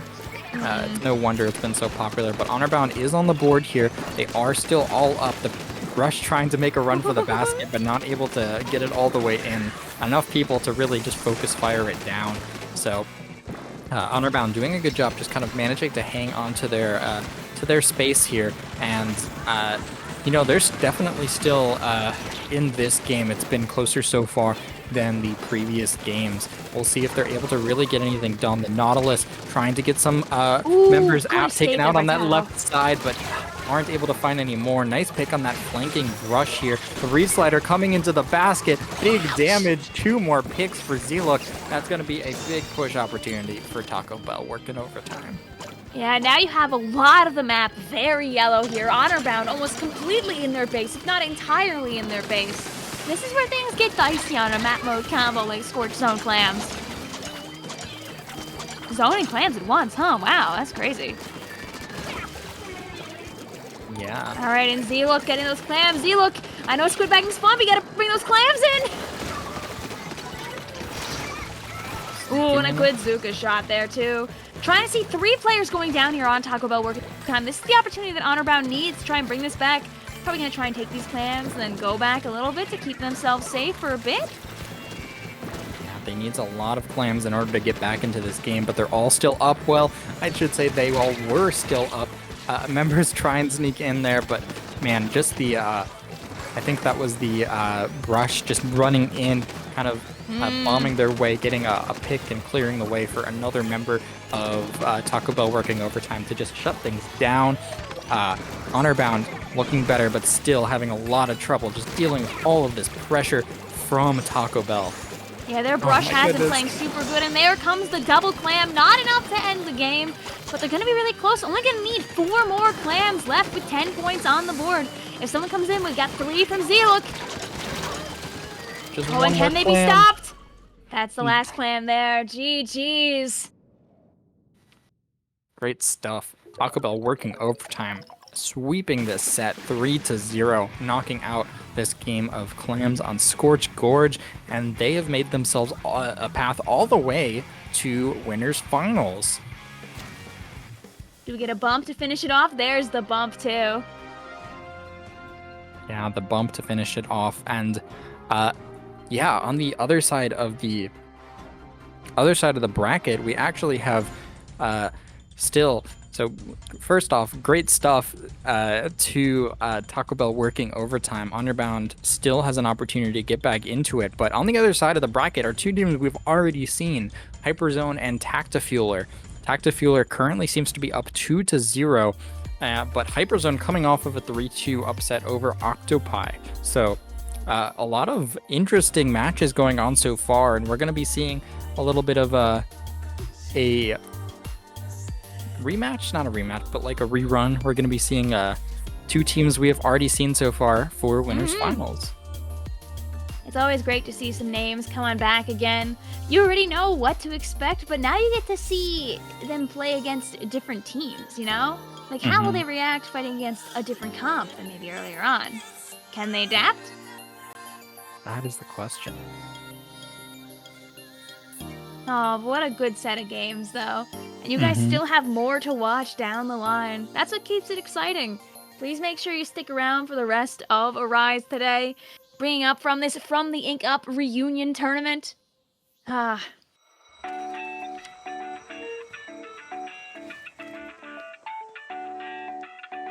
am wrong also. I thought we were swapping 4 winners files. You know what they say, guys? Commentators lie. Yes, very deliberately. We're here to deceive you. It's okay. I can hide. I can hide from my lies. Quick, run. We can take our break. Let's get out of here.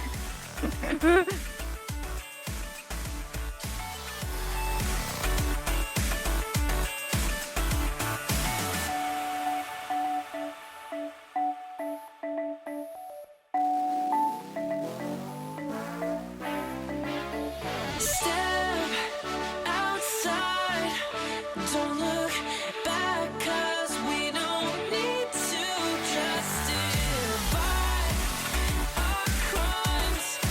Who are you to say it's wrong to live my life? Won't hesitate, oh, I won't bend or break, no, we won't know if we don't try.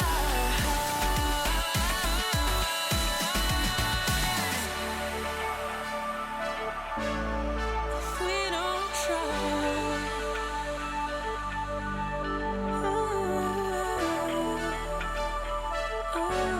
If we don't try.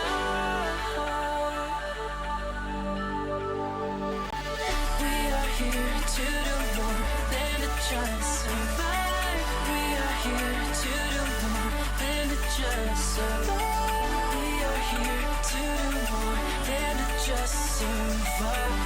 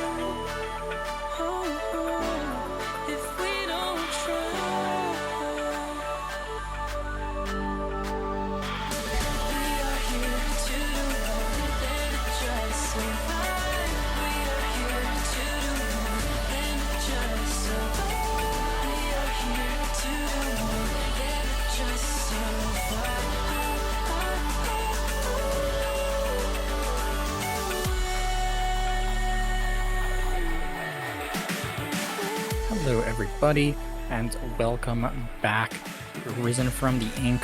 We are all the way in winners finals, where we've got Taco Bell working overtime, who we just saw, versus Tactifueler, who we saw just a little bit ago.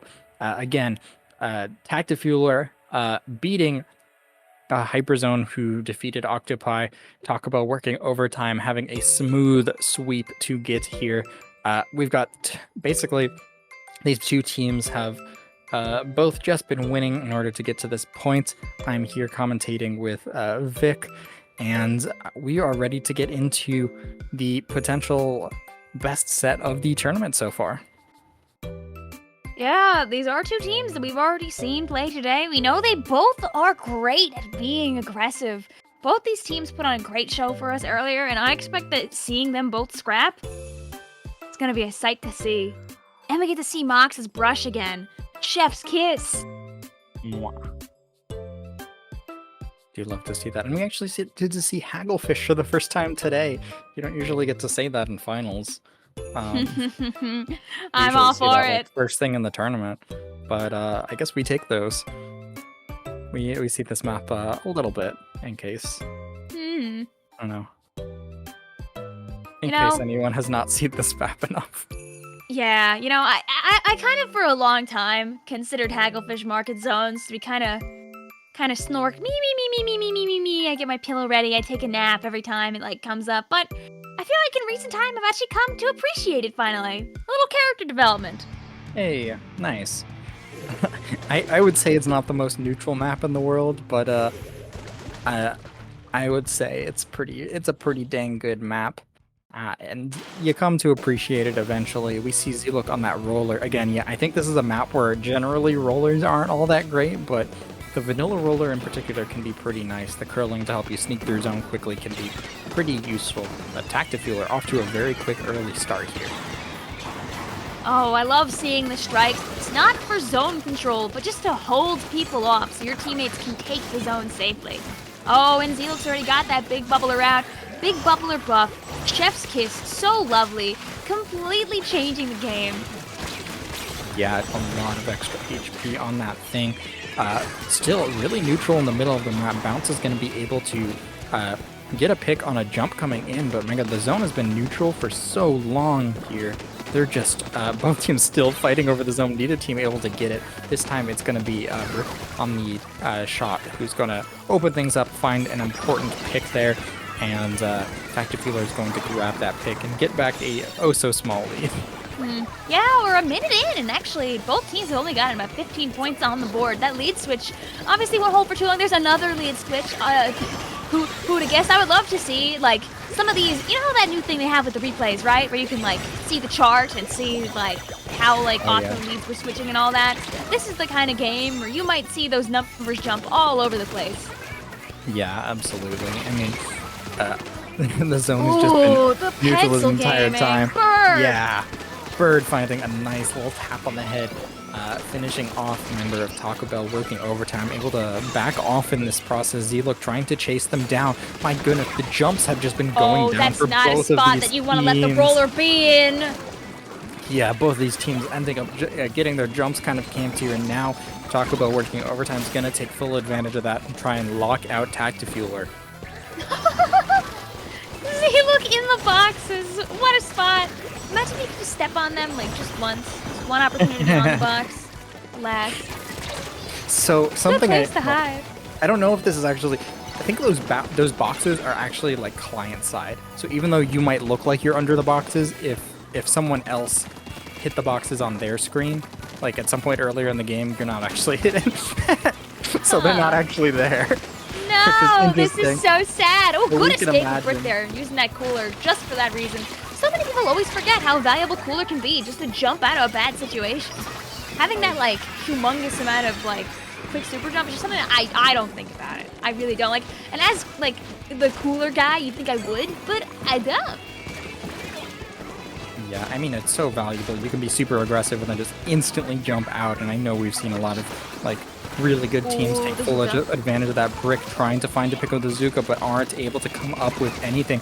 They find a pick on the member in their base, though, that's going to allow the rest of their team to move forward. And Tactifueler kind of running out of time to make a move here, but there are 2 members down onto Taco Bell working overtime. They're going to be able to paint the zone, but the strikes come in at an opportune time. And now Taco Bell working overtime, able to just hunt down members of Tactifueler. Mox trying to do their best to neutralize the zone, but it's just one person. Taco Bell working overtime is going to be able to hold on to the paint and take game 1. It was really close at the end, but unfortunately a couple players going down at just the wrong time made it a little difficult to actually get to that zone. A good fight, though. Yeah, absolutely. Taco Bell working overtime, really just taking advantage of that like one opportunity where they started locking out Tactifueler and just kept them staggered for a while, even though Tactifueler did kind of get on their feet and get some picks a couple of times. They were just so far locked back into spawn, they didn't have much of an opportunity to get back to the zone before the score got away from them. You know, if I was Taco Bell working overtime, I want this win because I'm being put on the stream 2 games in a row. Hello? No. Although I guess if they win, they might end up being on the stream. Actually, no, right? Because we'll probably end up, you know, I don't know the order of things. I'll cease pretending I know the order of things. La la. Understandable. Me neither. I There's always like Inkblock coming bad to at it tournaments feeling like I like understand how like things work, and it's, I don't know, I always get things messed up. But yeah, we are going to be moving back to Inkblot, but this time on Clam Blitz. We haven't seen this yet today. How do you like clams here? I think people have different opinions than they did in Splatoon 2 on this map. There is never a bad clams map. I am a simple so woman. Valid. The like even like the maps that were like the worst are better on clams. I'm here. Let me put the big red exclamation points. Except for mincemeat before they fixed it. Mincemeat clams before they fixed it is my one. I had friends who would purposely put us on that map mode all the time in PBs because they knew how much I didn't like it. But now it's like actually fun, so yay! Clam Blitz on top as always. Who'd have expected that? It's like the best map mode. It's like the best mode to watch as commentator. We're always winning out here. Loves. What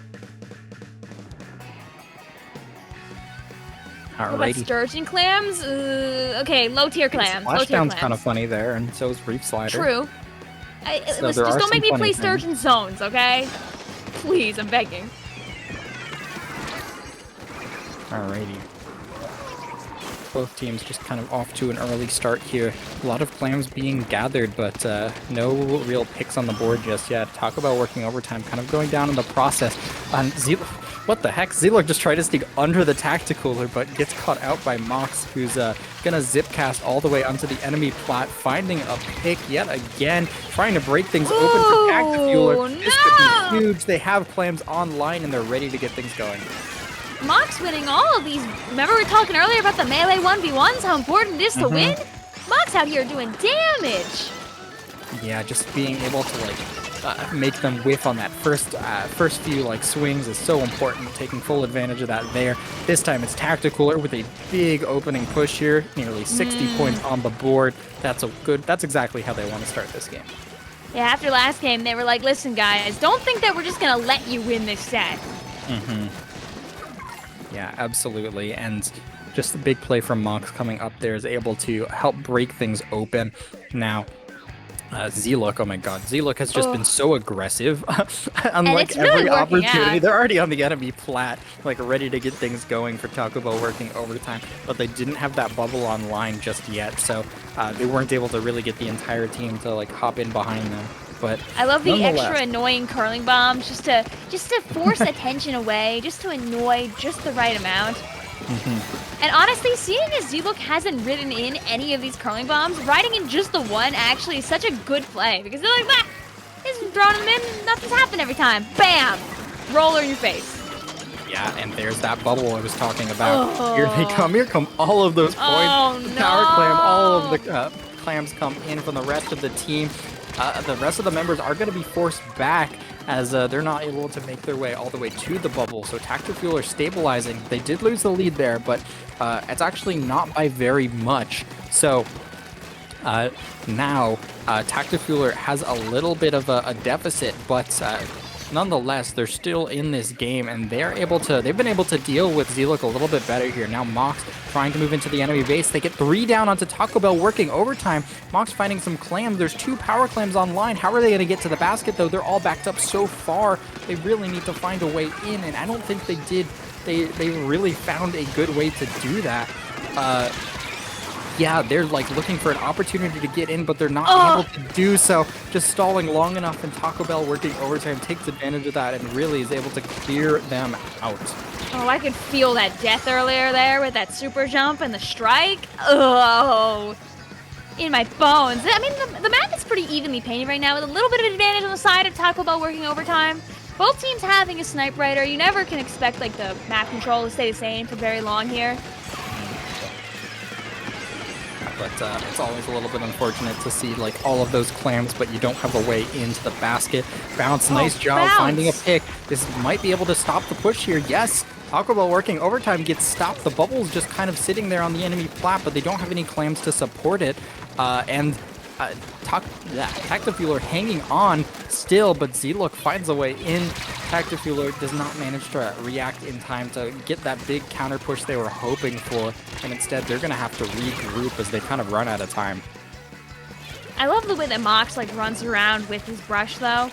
The way he just like kind of tricks you into thinking he's going to do something, and then he's like, actually, I don't think I'm going to be doing that. I'm going to actually come back here and I'm going to hit you, and I'm going to live. Nah, I'd win. It's just really, it's just like really nice to watch. Absolutely. Now 2 members of Taco Bell working overtime going down. You really need to see Tactifueler like find a consistent way in, because they have been like, yeah, they've been like looking for consistent ways in. The Kraken makes its way to the basket, but the ball doesn't go in. They're just rushing for the basket, and they're not able to do so. This one claim is not enough to get back the lead, so even if they get it in, it's not there. Bounce. They're going to need to get some more clams online and fast, because they are running out of time. But, you know, right now, Taco Bell working overtime is really working overtime for this clam economy. Taking every clam they can. That's so Tactifueler won't even have a chance to pull up clams. They've only got 5 seconds left to pick a clam. They only got 3 clams on the board. I think it's just going to end. Or Jay could just go around the back with their clam and win it anyway, which super secures it. I guess so. That'll do it. GG's. Taco Bell working overtime, getting 1 clam over on Tactifueler when it counted, and changing the entire like pace of this game. Yeah, I mean, we saw Tactifueler sticking in this game, but just so much aggressive play from Taco Bell working overtime. They're just able to get onto the enemy plat and really, like, you know, you only need to get the kill on the person with the power clam, and your push kind of fizzles. And we kind of saw that happen a lot here. Tactifueler just wasn't able to get to find a way in. Yeah, they weren't able to find a way in like while they were holding onto those power clams, and Taco Bell just kind of ran circles around them in order to take that second game. So now 1 game away from grand finals is Taco Bell working overtime. And now we're gonna go back to Undertow Spillway Tower Control. I've got some grievances with this map. This map mode combo in particular, I don't know, man. It's just, I've had a couple too many crab tanks shooting at me here. Like, I want to talk as a machine enjoyer. I know it's really good here. Machine, like, you know, arc goes right over the tower, but I don't actually get to play machine in comp. I do have to fight the crab tanks in comp here, though. So brings out the full like New York in me. I get so mad. Wow. I'm walking here. Darn crab tank, walking all over my Undertow Spillway, you know.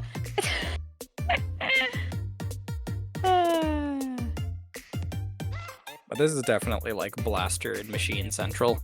Oh, absolutely. They are pretty dang good here. Roller's pretty solid as well, just with all those ledges.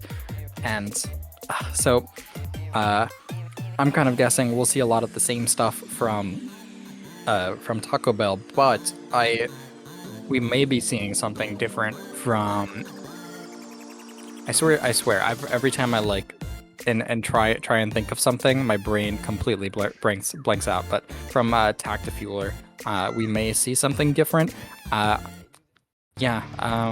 Maybe potentially a second shot instead of a 96. We'll have to see. Apple Doolies. The beast. Oh, the reef slider here? Oh no! It took me a moment. I'm like, yeah, it's Apple Doolies. They have cooler. Wait! Stop! Chat going crazy. Reef slider mention.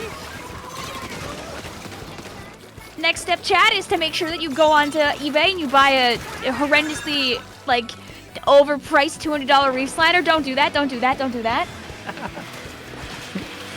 Why not? That would really spice up LTC. So sad. One would never get there in time anyway. Hopefully they end up restocking them enough so the prices come down. Do not pay $200 for that. 3 down on Taco Bell working overtime. After the first push through that checkpoint, Tactifueler trying to really move up, take advantage of the Kraken, chase members back into their base. But while that's happening, 2 members behind go down. What was going on back there? It looked like one-half GPT and it looks like one-half GPT was able to really help clean up members of Tactifueler there. And man, just these pushes from them are getting smothered right as they get started. That's sometimes what happens here, you know? That's the thing about Undertow Spillway Tower control, I shake my fist. Is sometimes you have these really intense, like, super snowbally matches, and other times, nobody scores. Definitely can be, like, really, really back and forth, but this map is particularly... Oh my god, these whales. Yeah, this map's so scary. Where do you go? Like, Where do you go? You lose the second checkpoint at this map, and like the whole map can be over. Oh no! one-half GPT just rushing down at the pencil. They can't one-hit it. That's a big pick. So there's no cooler online for members of Taco Bell or for Tactifueler. But nonetheless, the tower kind of getting stalled here at the corner. Reef Slider is going to be able to shut things down. And the Kraken runs out just before, and my good Z-Look is able to take advantage of that and keep the push going for Taco Bell. Oh, we're gonna see this finally start moving, maybe? So close, but they got that checkpoint, and that's what really matters in this situation. We haven't seen Tactifueler really get any points on the board yet. They have 1 on the board, better than none on the board. So they do need to get a couple more if they want to see things going on here. I'm just waiting for that Kraken to start causing problems. You know what's got to happen eventually. Yeah, maybe eventually, but they have to stop the tower in the meantime because it's just going to continue rolling on forward. And if they're not able to deal with like one-half GPT just rushing them down in the middle, it doesn't really matter because that Kraken can't really keep up with that brush. Rick doing a good job just locking things down. Oh, the reef slider! Yes, Okay, Taco Bell working anybody, overtime, takes the tower all the way down to that final checkpoint, but they aren't able to get it further just yet. Mari, honestly, you gotta shout out to Mari on this sniper rider, really putting down the turf a lot during this game here. Unfortunately, they go down as soon as they start complimenting them, but they really have been helping out Taco Bell working overtime here to make sure that his team is always on top with this paint control. Yeah, absolutely. A tower at that final checkpoint, they need to get it out of there. They are able to do just that. So, barely managing to just hang on to their space there is Tactifueler. Rick trying to find something in the middle with that Zuka, not able to really get anything done. One-half GPT again behind them, just running circles around them, forcing them to turn around. Oh, so unfortunate. Yeah, but like look on that left side. The brush, one-half GPT was just able to really force all of Tactifueler to start looking at them. And the rest of Taco Bell is just taking advantage of that, moving through the middle of the map in the meantime. Now 2 members down on their side, but they're still going to continue moving that tower forward. Mar just on the tower, somehow managing to stay alive. The Zuka, or not the Zuka, the Reef Slider, able to find a pick. Zelook trying to keep the tower moving. They find a pick. Oh, They're looking for a Zelook second. with that The shot. Sprinkler on the tower. They're going to keep rolling it forward and go down in the process, but nonetheless, huge push still. All of the aggression coming out from Taco Bell. Absolutely. I mean, hey, at this point in the match, all you gotta do is burn some time. You got 30 seconds left on the clock. Mox with this one last Zipcaster here, looking to catch somebody. Last time didn't work out, but if they can make people look at them instead of looking at the tower, this is how they start getting points. Just getting caught at the very end of that recall, so unfortunate. Assad waiting for the opportunity to start throwing those GG strikes with 10 seconds left on the board here. The pencil going down on the side of Tactifueler. They gotta go ahead. They gotta do something. And that's the Reef Slider to just cut it down. GG's. GG's from those strikes and GG's from Taco Bell working overtime. 3-0ing Tactifueler and making their way all the way to grand finals. Just after a really great run so far, Tactifueler are going to be dropping down to losers finals, but really intense set. Taco Bell working overtime just had that breakneck aggression coming out, and we saw some really great plays coming out from Zelook. We saw great plays coming out from 1/2 GPT and Mox doing their best to try and make things happen with the brush, but not quite able to just deal with all of the aggro from Taco Bell. So props to both of these teams, and I hope we get to see a rematch soon. I mean, hey, it could happen. Nothing feels better than grinding your way through the rest of losers bracket to pop back up on the other side and get your revenge. Nothing's better than revenge. My God, that was a 20k, I think. Ooh. Coming out from Zelook on the Dabble Dualies. Wow. I mean, Wow, hey. wow. I look at the chat and I see Ellie say, "What did they feed him?"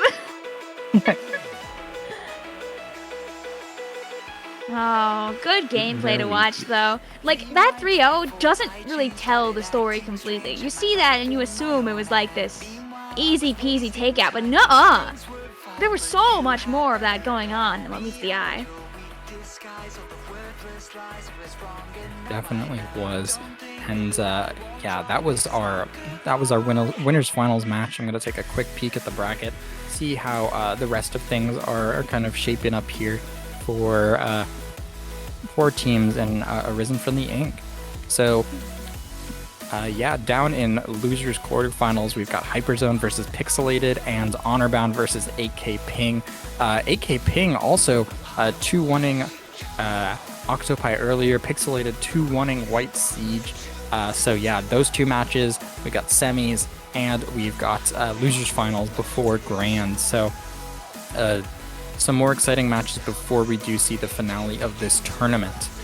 And I think that will be our last block, or sorry, our last set before we swap commentators. I believe so. You know what? We lied beforehand about it, but now we can tell you the truth.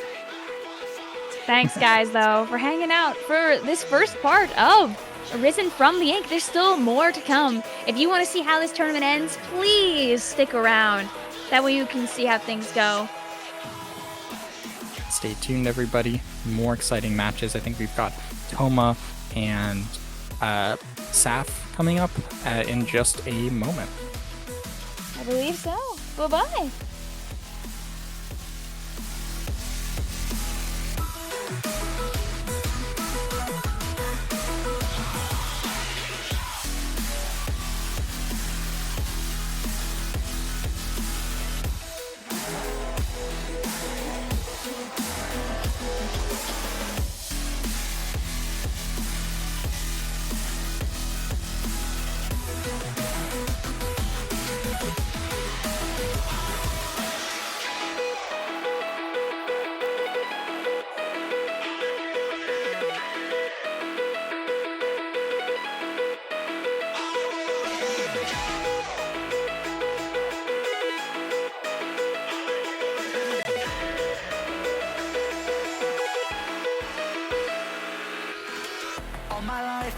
pushed around, always lost, not found, but I didn't realize. Like a giant standing in my way, leading me astray. Now it's time for me to rise. I knew I had to find myself.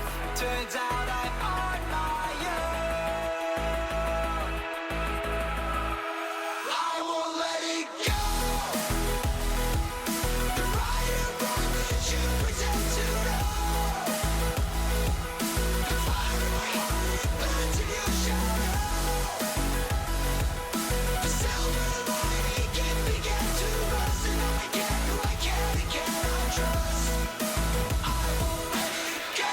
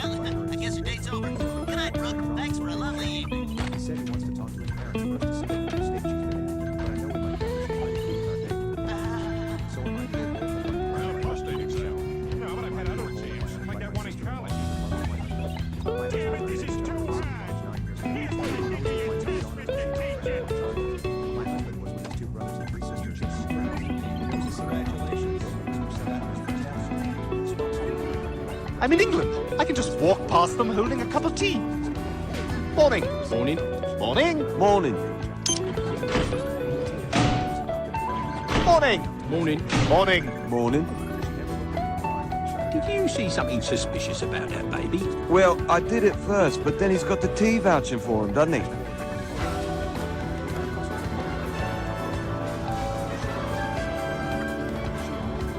Looks like you're out of reach.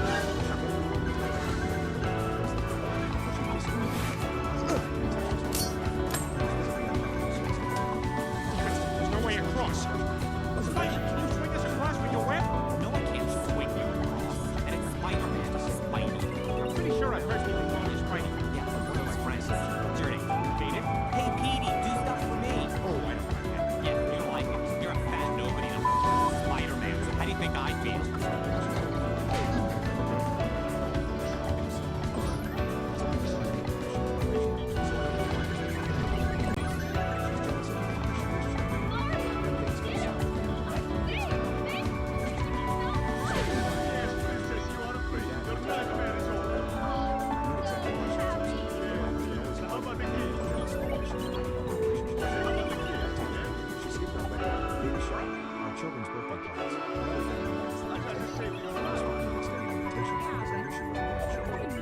Some sort of break and was in and out treatment. Yeah, but you I wish nothing but the best for her. I don't know what kind of issues she's American having, are you but I don't want her rescue disrupting me our just peace. so you could I'm get currently pregnant. My baby shower is at the end of this month.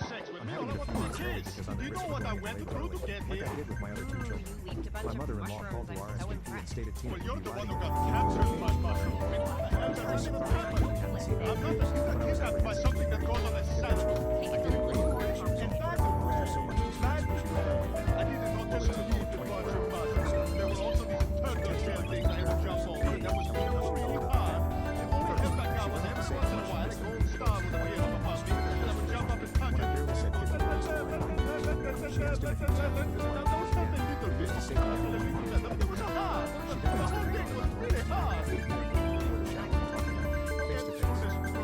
Asked my husband if he knew she was in love with him. Said he didn't got my name.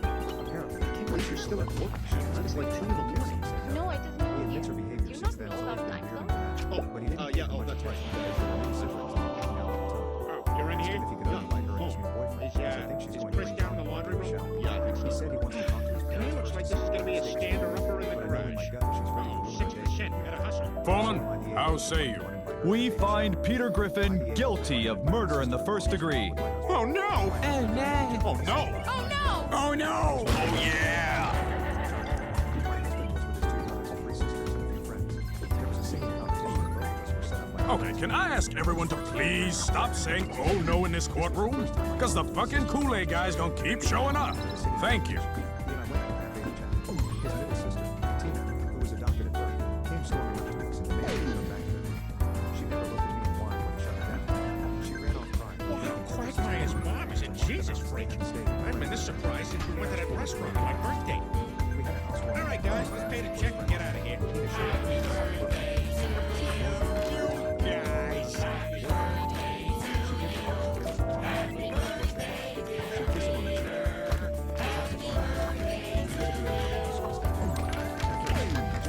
Aren't you gonna blow out your candles, Peter? Mom, I think something's wrong with Dad. Peter? Peter? Oh my God, help! Someone call 911! It's okay, ma'am. This happens here at Bennigan's all the time. How long does this last? Hard to say. It's best to just move on. It's only bizarre to me because she's biracial, so I don't know why does her mother not realize. She's jealous of me because she wished she knew me. Then Hey, Brooke, what do you say we get you some more champagne? she started crying and ran to the restroom. Their dad went to check on her and he drove her home. I knew exactly why she was upset. My husband was Oh, jealous right. of her. She never had a healthy relationship. After that day, Oh, she skipped our wedding. hey, baby shower, forgot about you our guys. children's birthday party. Well, I guess the date's over. Good night, Brooke. Thanks for a lovely evening. Because I knew she wasn't going to show up. She had some sort of mental breakdown and was in and out treatment. I wish nothing but the best for her. I don't know what kind of issue she's going through. Well, prostate or something. No, I've had other exams, like that one in college. I'm having it a few Damn it, months this later. is too hard. Here's what I think of your test, Mr. My Deacon. mother-in-law called the RSVP and stated Tina would be riding the engine as soon as Congratulations. I was surprised because we had some staff years, but I was apprehensive to agree. I'm in England. I can just walk past them holding a cup of tea. For so much distress when she was Morning. Morning. Morning. Morning. She texted me paragraphs of really. Morning. Morning. Morning. Morning. She went on to say how much she missed them being close. Did you see something suspicious about that baby? Well, I did at first, but then he's got the tea vouching for him, doesn't he? Because again, he used to say that people weren't kids. She then asked me Looks like you're out of room. the last straw for me. I asked my husband if he knew she was in love with him. He said he didn't got my name. When she was 11, she asked if they could come to the guest and said no. Damn it, there's no way across. Always been weird. Spidey, can you swing us across with your web? No, I can't swing you across. And it's Spider-Man. Spidey. I'm pretty sure I've heard people call you Spidey. Yeah, close friends. What's your name? Katie? Hey, Petey, do stuff for me. Oh, I don't like that. Yeah, you don't like it. You're a fat nobody and I'm Spider-Man, so how do you think I feel? Why do you hold if I uninvite my sister-in-law who's in love with my husband? My husband and I met each other at the ski lodge 9 years later. I was with my young daughter. My husband was with his 2 brothers and 3 sisters. There was a singing competition that both of us were set up by our friends and I. Sparks flew during our Yes, princess, you are free. Your nightmare is over. How about the kids? His middle sister, How about the who was kids? adopted at birth, came storming up to us and demanded we come back to her.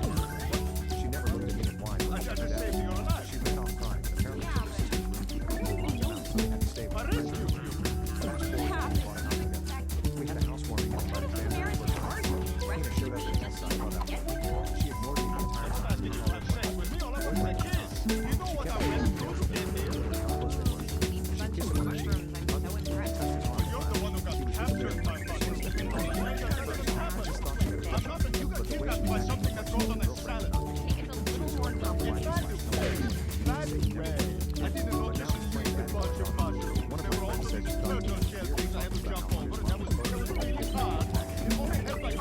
Once in a while, a golden star would appear up above me, and I would jump up and hug it. Don't tell me a little bit. I feel a little better, but it was hard. The whole thing was really hard. She's jealous of me because she wished she were me. Okay, then things go south at the end of the night when he gets down on one knee and proposes to me. She started crying and ran towards me. Their dad went to check on her and then drove her home. I can't believe you're still at work. It's like you and the Lord. My husband No, I didn't hear. jealous of You me. don't know about time zone? Yeah, that's right. You guys are baby shower. Our children's birthday. You're in here? Oh, Yeah. Fresh down the laundry room? Yeah, I think so. Hey, looks like this is gonna be a stand-or-upper in the garage. Foreman, how say you? We find Peter Griffin guilty of murder in the first degree. Oh no! Oh no! Oh no! Oh no! Oh no! Oh yeah!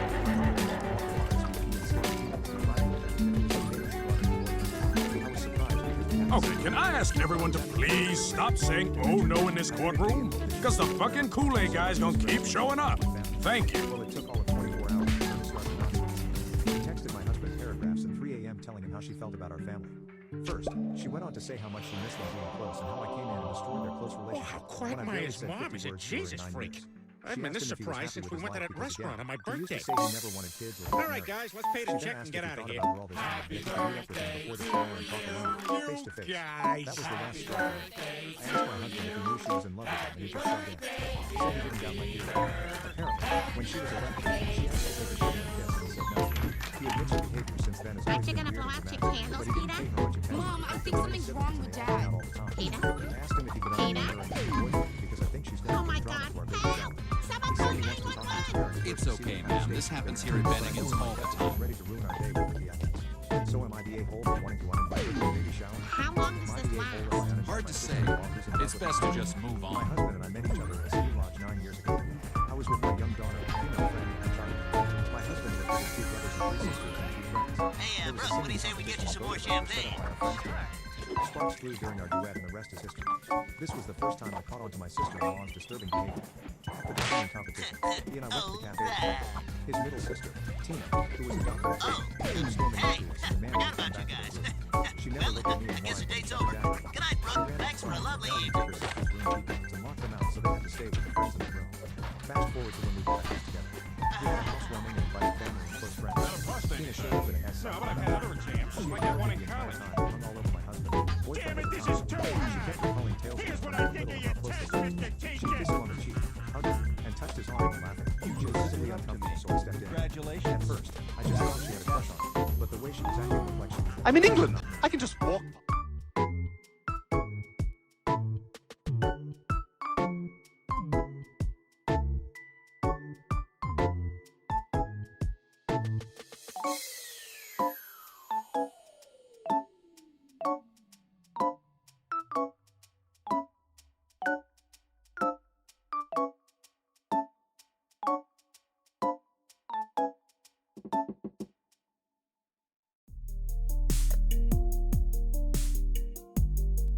Hello, everybody. We're here with Arisen from the Ink. I almost said from the Ink Up. So used to saying that here, but we're now in losers semifinals. Again, my name is Thoma. I'm joined by my lovely fellow head TO, Thyme. Thyme, how are you doing? I'm great. It's actually, I honestly, every time I look at this, I'm like, yeah, this is from the Ink. Wait, hold on. From the Ink Arisen. I'm Arisen from the Ink. I'm in love with this just like little overlay. I played in the event earlier today and I got knocked out in losers to 8K Ping, actually, who is playing right now, versus Hyperzone. 8K Ping, didn't they beat Octopi earlier in losers? Yes, 8K Ping did beat Octopi and losers. They initially got knocked down there by Hyperzone as well. So like both of these teams have faced off and beaten Octopi, who is seed 1 here today. So quite formidable. And Hyperzone is one of our newer teams here that just recently won FTIU. I'm like, I should have had this open already, but I'm like going right now and I'm like, where's the document that L posted? It's up here. I got pinged in it. 51, FTIU 51 that they won. So very recent time. Meanwhile, on the side of 8K Ping, it's been a while since they played in FTIU, and even since they've won Lowing, they've been on like this for, you know, a long time. Great team. I do recognize, like, I've seen 8K Ping around my vicinity. Like, they're definitely like a very solid mid-level team. And Hyperzone, I was staffing for Spawning Grounds, I believe, like maybe a week or two ago. And I believe members of Hyperzone actually won Spawning Grounds too. So, you know, they're really up and coming, if not like, you know, pretty much low-level band at this point.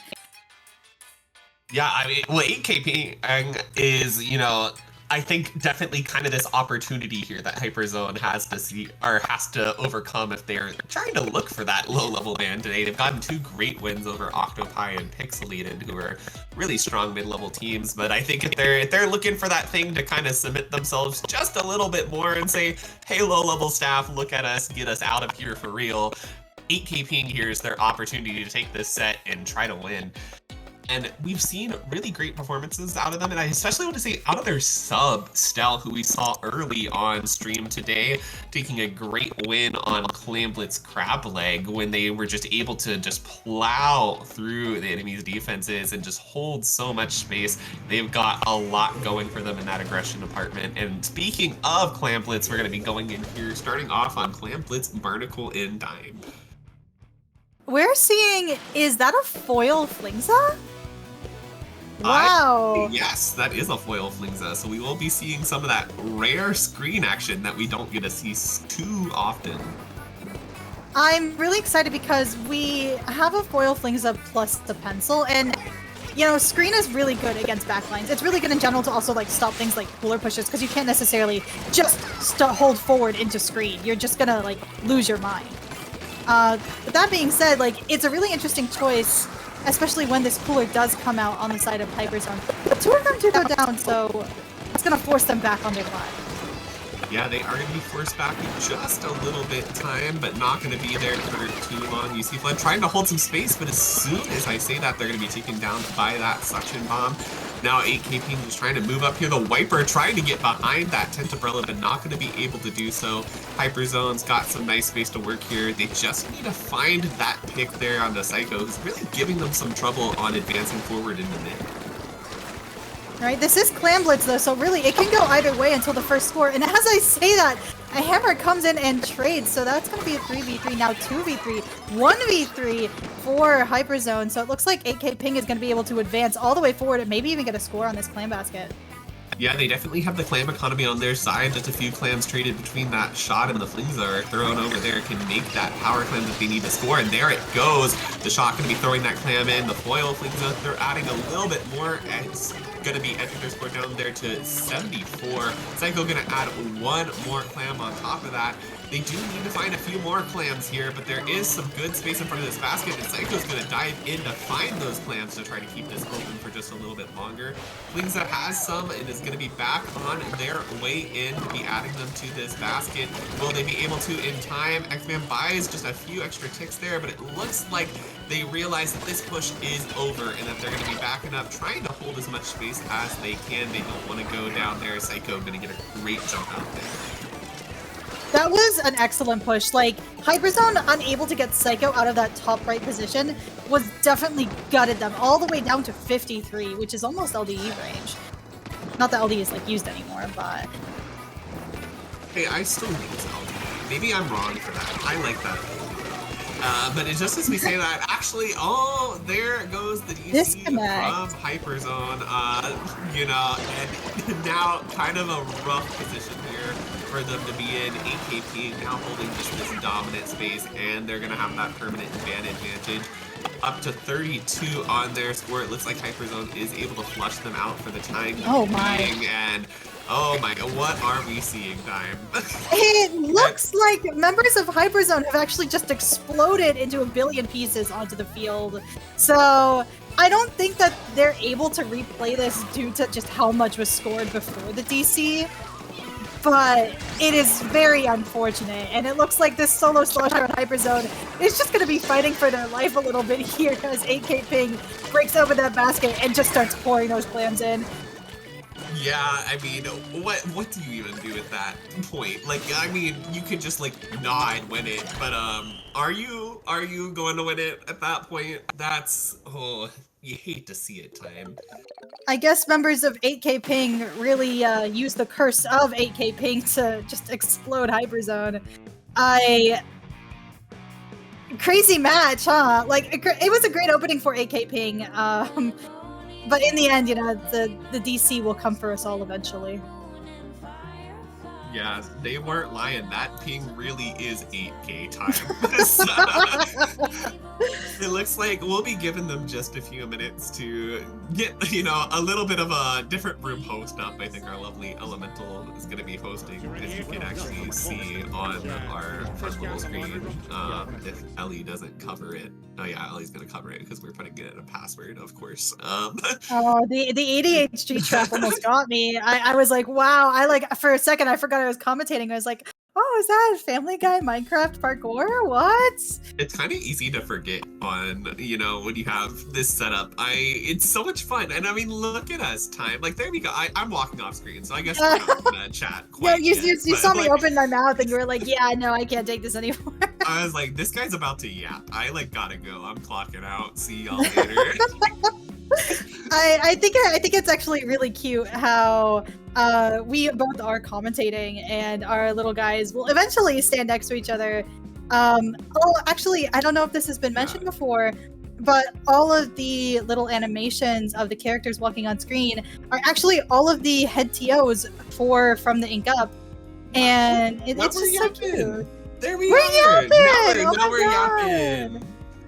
And even So, Allie's gonna come over. Allie's gonna yap some too. Oh my god. Oh, it's just so adorable. It really adds like just a really nice like visual flair to the overlay. It's just so enjoyable. Yeah, And it looks like all the members of the lobby are in, so the next match should be starting soon.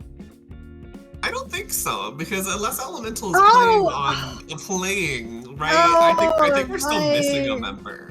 So What if my brain like shrunk like half a size? Like it's Maybe like the we just Grinch's let- heart. maybe we let you cook though. Maybe Elemental just like decides to play for one of these teams. I think that. Well, okay, if Elemental was gonna decide to play for a team, it would have been overtime during the stream, and that would have been hype as hell. So Elemental can carry the stream buff of never getting knocked out, so that way that no matter what it is, Elemental wins first place in the tournament. It's kind of like a life hack, honestly. oh yeah, like 5-minute crafts kind of thing. Like where's my Tobu Candyland that I kept trying to sneak into the stream playlist? Yeah, if you control the room and you're the host and you're the streamer, I think you can always put yourself on the winning team. It's kind of like free results farming.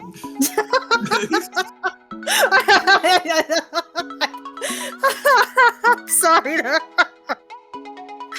Yeah, yeah, let's go, dude. We got Tobu Candyland on the playlist.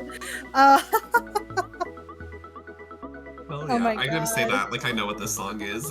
Forgive me for being uncultured. Okay, I just heard it. Okay, this is kind of fire. This is kind of a Yeah, good jam. I've been trying to sneak this onto the stream playlist since last night.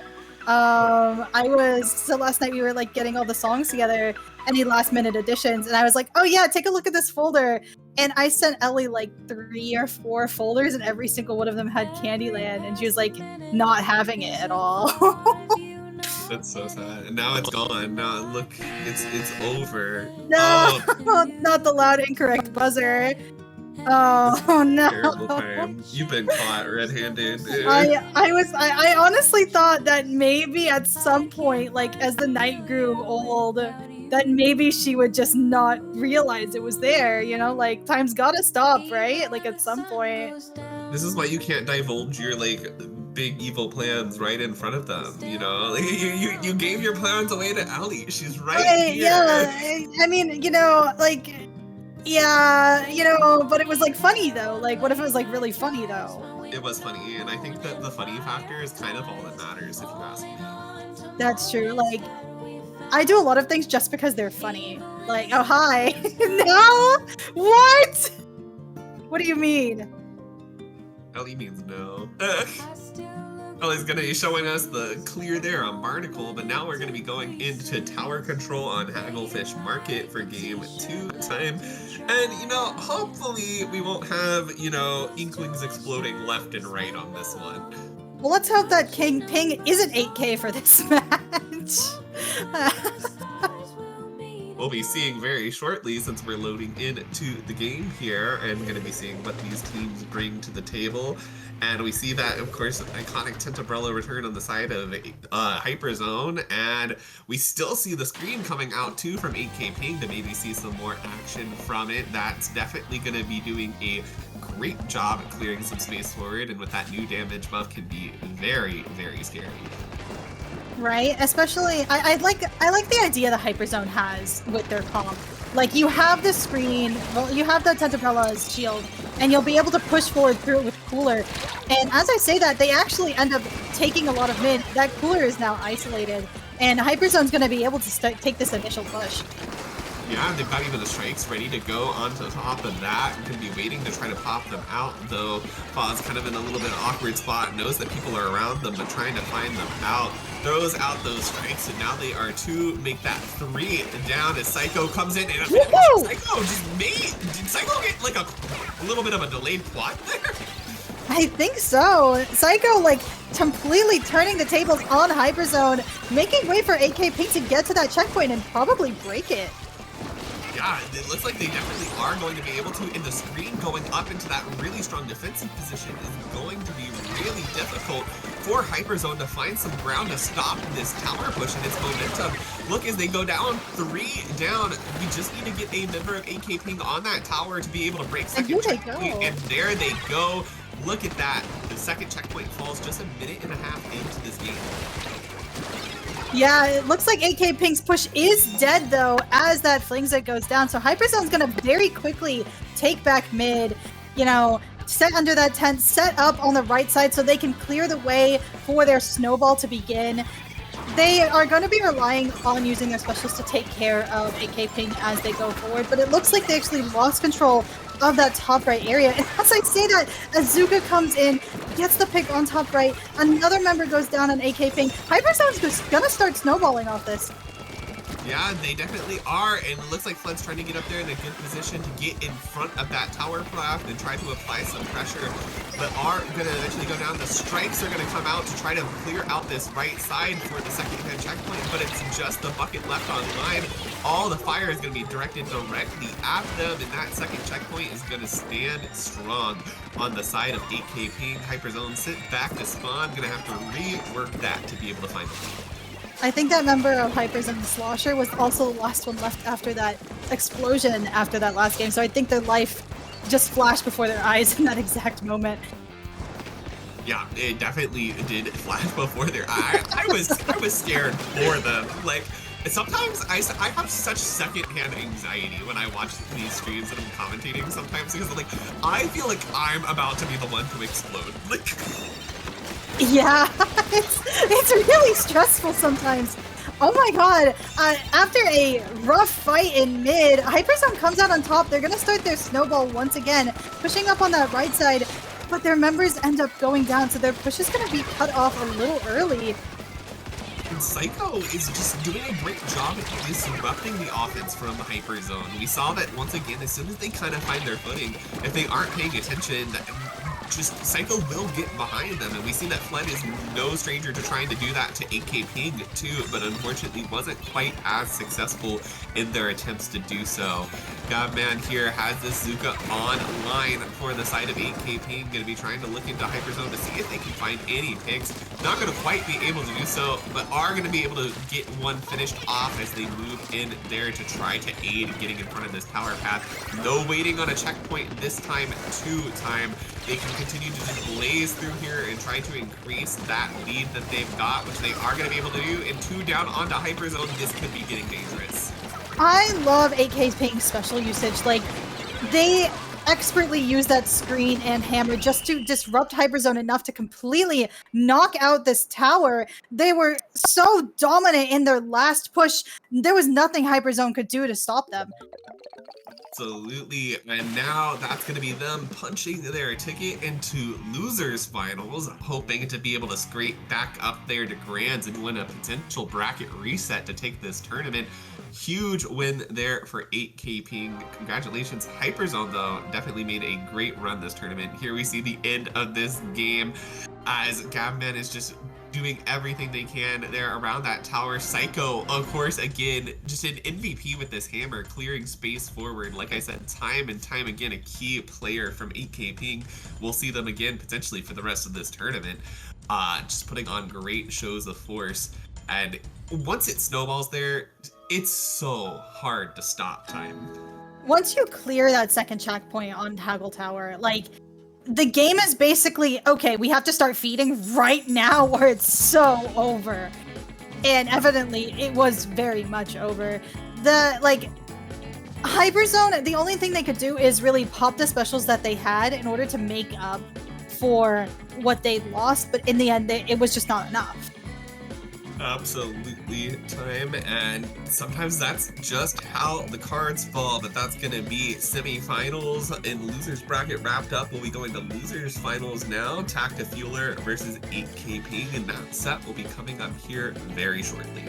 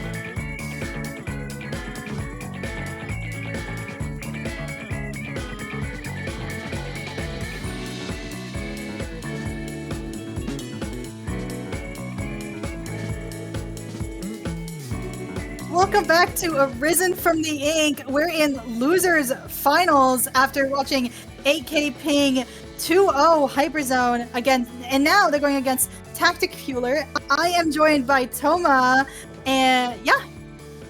Hi, Time. I am so excited to be getting back into this. Of course, we just saw 8K Ping with their victory in losers semifinals, now hoping to punch their ticket to grands through this losers finals match.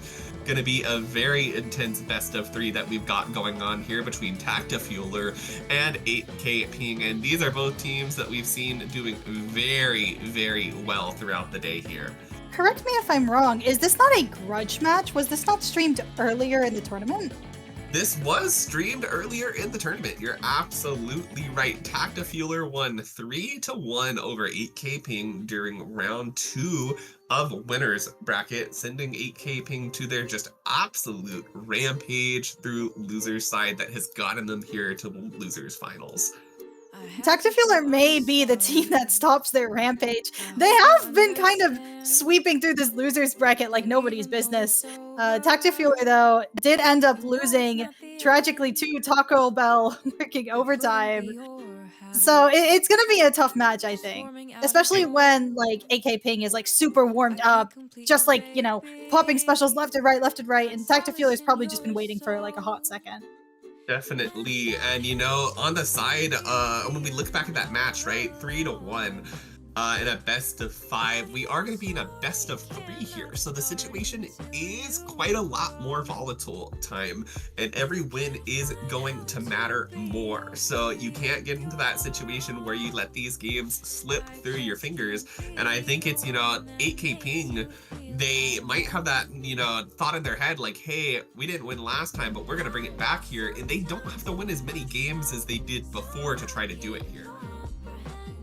Right? Like, this is going to be a 3-0 set, and forgive me for, actually participating in the tournament earlier, but if Tactifueler gets a quick 2-0, like, AK Ping isn't even going to have a chance to come back. Or rather, yes, they're not even going to have a chance to come back. So we'll see how they fare on Mako Mart. Yeah, we will see. Just like you said, if they get a quick 2-0, it's over. But see, at the same time, that, scary 1-1 situation, you have to win that third game. There's not going to be a fourth or fifth to be able to try to take it home. That is, that's just the nature of these best of 3s.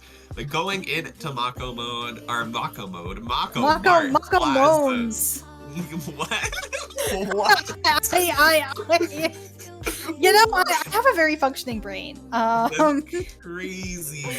But Mako Mart Splat Zones, here we go, this will be an interesting map to see out of both of them. And keep in mind, this is not, the map where you just run the typical kind of 3 to 4 shooters that you see on teams. These are where these rollers, these splatanas, these buckets find a lot of value that can really poke around and use the geometry, especially around these stacks. And what do we see? We see Wiper, we see Roller, we don't see Bucket, but we do see Brush. These are really, really good weapon picks coming out from both teams that really utilize the way that this map works. Right? Like, if you can get that Brush in a position where you can just lock down one of the stacks, it essentially means that you're always going to have a strong position on any side of the map, no matter where you are, and it's just going to be a great tool to get in. But likewise, we do have that screen, which is like something we don't really see a lot. And as I say that, Tactifueler is showing a very dominant opening. Even though their player's down right now, they still got the zone down to 70. Yeah, and then as soon as we say that too, that 8K Ping tries to respond and Bounce comes in here with his Kraken, finds 1, finds 2. They do need to get back to that zone to be able to flip it. Mox is going to be helping force people out of that zone to find the cap for Tactifueler, and does get a pick on Psycho before returning and getting splatted on their return spot. This is AK Ping is like the penalty timer is slowly ticking down as they pop that screen on zone, end up hitting that pencil, taking them down. So it looks like Tactifueler is going to be pushed back a little bit as AK Ping gets this zone back, pushes up, and yeah. Oh my gosh, and they have this Psycho here ready to go almost to a hammer as well. This could be dangerous if they're able to clear some more space in front of the zone, but they have to watch out for Mox on the side. They try to turn around and take Mox out, but can't quite find it. Bounce gets the pick there, but the zone is still in 8K's color. You see Bounce here on that zone, but it takes them a while to flip it. And that's going to be the lead transferring over to 8K Ping, who's now ready to go with Psycho already here trying to get some more picks going for them. Right? AK Ping does end up getting back control of the zone, and Tactifueler is just going to be doing everything they can. Gets a double on AK Ping, gets back this zone, gets another pick. This is going to be huge for them as they try to push up, take as much space as they can. Yeah, they are going to try to there, and the screen is going to make that a little bit difficult for them. Bounce going to be forced to back up for it. Is going to choose to take the screen there and going to be trying to work their way through this zone. But 8K Ping has such a good hold right there. They have Zuka up in their favor too. They do eventually flip the zone in their favor, but Psycho is already here on the side trying to find some picks, but gets taken down. It does buy enough time and attention away from the zone that 8K Ping is able to recap it once again, and that's kind of the gameplay we keep seeing. We keep seeing these initiations from the side and from the flanks, and even though they may not always end up in picks for the team that's doing it, we've seen the zone trade back and forth multiple times because that attention is being taken away from the zone. Yeah, I mean, you can see just how dominant like Tactifueler is moving in, taking control of their snipe, and even though this gal just dies on their side, it means that they have just a few more moments to break that penalty, get that lead, and count it down below 40. Yes, they can, and they do, but now you've got 8K Ping ready on that response. It's going to find the zone flip. They do have 3 down now onto Tactifueler and this screen out to be able to take some space. They're ready to try to flip a lead here too. Gavman knows that they're in a dangerous situation there, doesn't want to risk it, and instead they're backed up here now. They've got jumps in. 8K Ping is ready to try to get this. They just need to cap, but not going to be able to do so. Tactifueler going to be defending their lead for now as Mox just moves up once again into these aggressive positions around stack, and on this left-hand side, probably going to be looking at these ledges soon, where they love to shark and just deny entry. Right? We can see Bounce trying to get back up on that plat with Mox. Has to back out though as Mox dies in Cooler. 8K Ping is going to need to get this zone cap right now. Once you get below 20, you really have to start praying for a miracle. Running in, just doing everything you can to get that cap. And they do with the aid of that screen. Psycho pops this hammer here on left, just trying to get a pick and ends up getting a pick. Unfortunately trades though as Tactifueler is back in control of the zone. But it's not all lost because 8K Ping ended up getting a good penalty. Yeah, they sure did get a great penalty. Mox in there trying to provide some distraction, does pull attention away from zone for just a little bit as this penalty timer is ticking down to look to extend their lead. Bounce finds a great pick with the Kraken there at just a pivotal moment, but they need to stay alive to hold this zone. 11 seconds left. There goes that soft wipe, and now the zone is in 8K Ping's control. They have very little penalty to work through, but they need to be able to hold this lockout as we are now starting to enter overtime. Mox has that zip cast online. He's going to be going in with it, but Psycho is going to be able to hold this out for now. 2 down on the side of Tactifueler. Bounce is going to try to take the zone, gets a pick on 1. They need to move fast. The zone is neutralized, but look at that Zuka coming out back in control for 8K Ping. Will they be able to hold it? And they are going to be able to. 8K Ping takes game 1. That, I was not expecting 8K Ping to be able to just come back so strongly. Psycho getting picks under that snipe was just pivotal in them coming back. It was so intense. That was huge, absolutely huge for them. Thhyme. That was the kind of victory that they need to keep this momentum under their sails. We see the replay of this game happening here at the end as they get control of that zone. They eat through that penalty. A kill there onto Brick, I think, was absolutely important there. Bounce comes in, is making a great effort, but I think that unfortunately Mox being down and then that Zuka picking the pencil, it just did not have enough ink on the side of Tactifueler to be able to hold out. They really did everything that they could, but just the picks that 8K Ping was getting they were everything, really. Yeah, you're absolutely right. They were everything.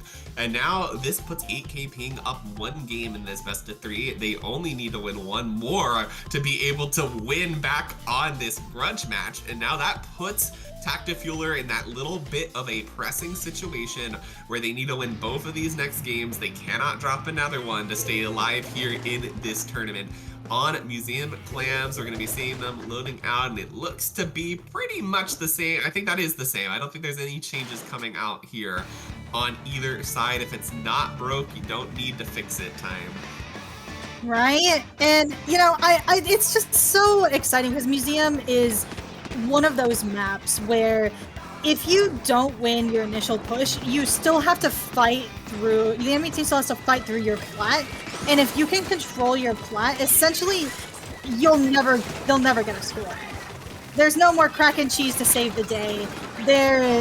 So really, and as I say that, the Kraken actually does come out looking for a pick on 8K Ping. This is a good situation for Tactifueler. Even though they have members down, they're still able to chase 8K Ping back to their side of mid. Yes, they are, and Mox is, just look how far into the base Mox is going with that Zipcaster, just trying to create as much space for Tactifueler as possible. Looks like they are starting to maybe win these fights here in mid as the Wiper, and maybe even 1 more go down, and with the flick onto the flick, 1 more there onto the shot. Mox creating a great opening here on the side of Tactifueler. Bounce going to be making sure to capitalize off of that as well. They need to get that clam into the basket though, and it looks like they're going to be popping that Kraken there on the grades, but unfortunately no one can come in and pick up that clam. So 8K Ping going to be successful in their defense for now. Oh my god, that Kraken went so deep into Tactifueler's base, or rather into 8K Ping's base, and they still didn't get a score. It's shocking to me, really.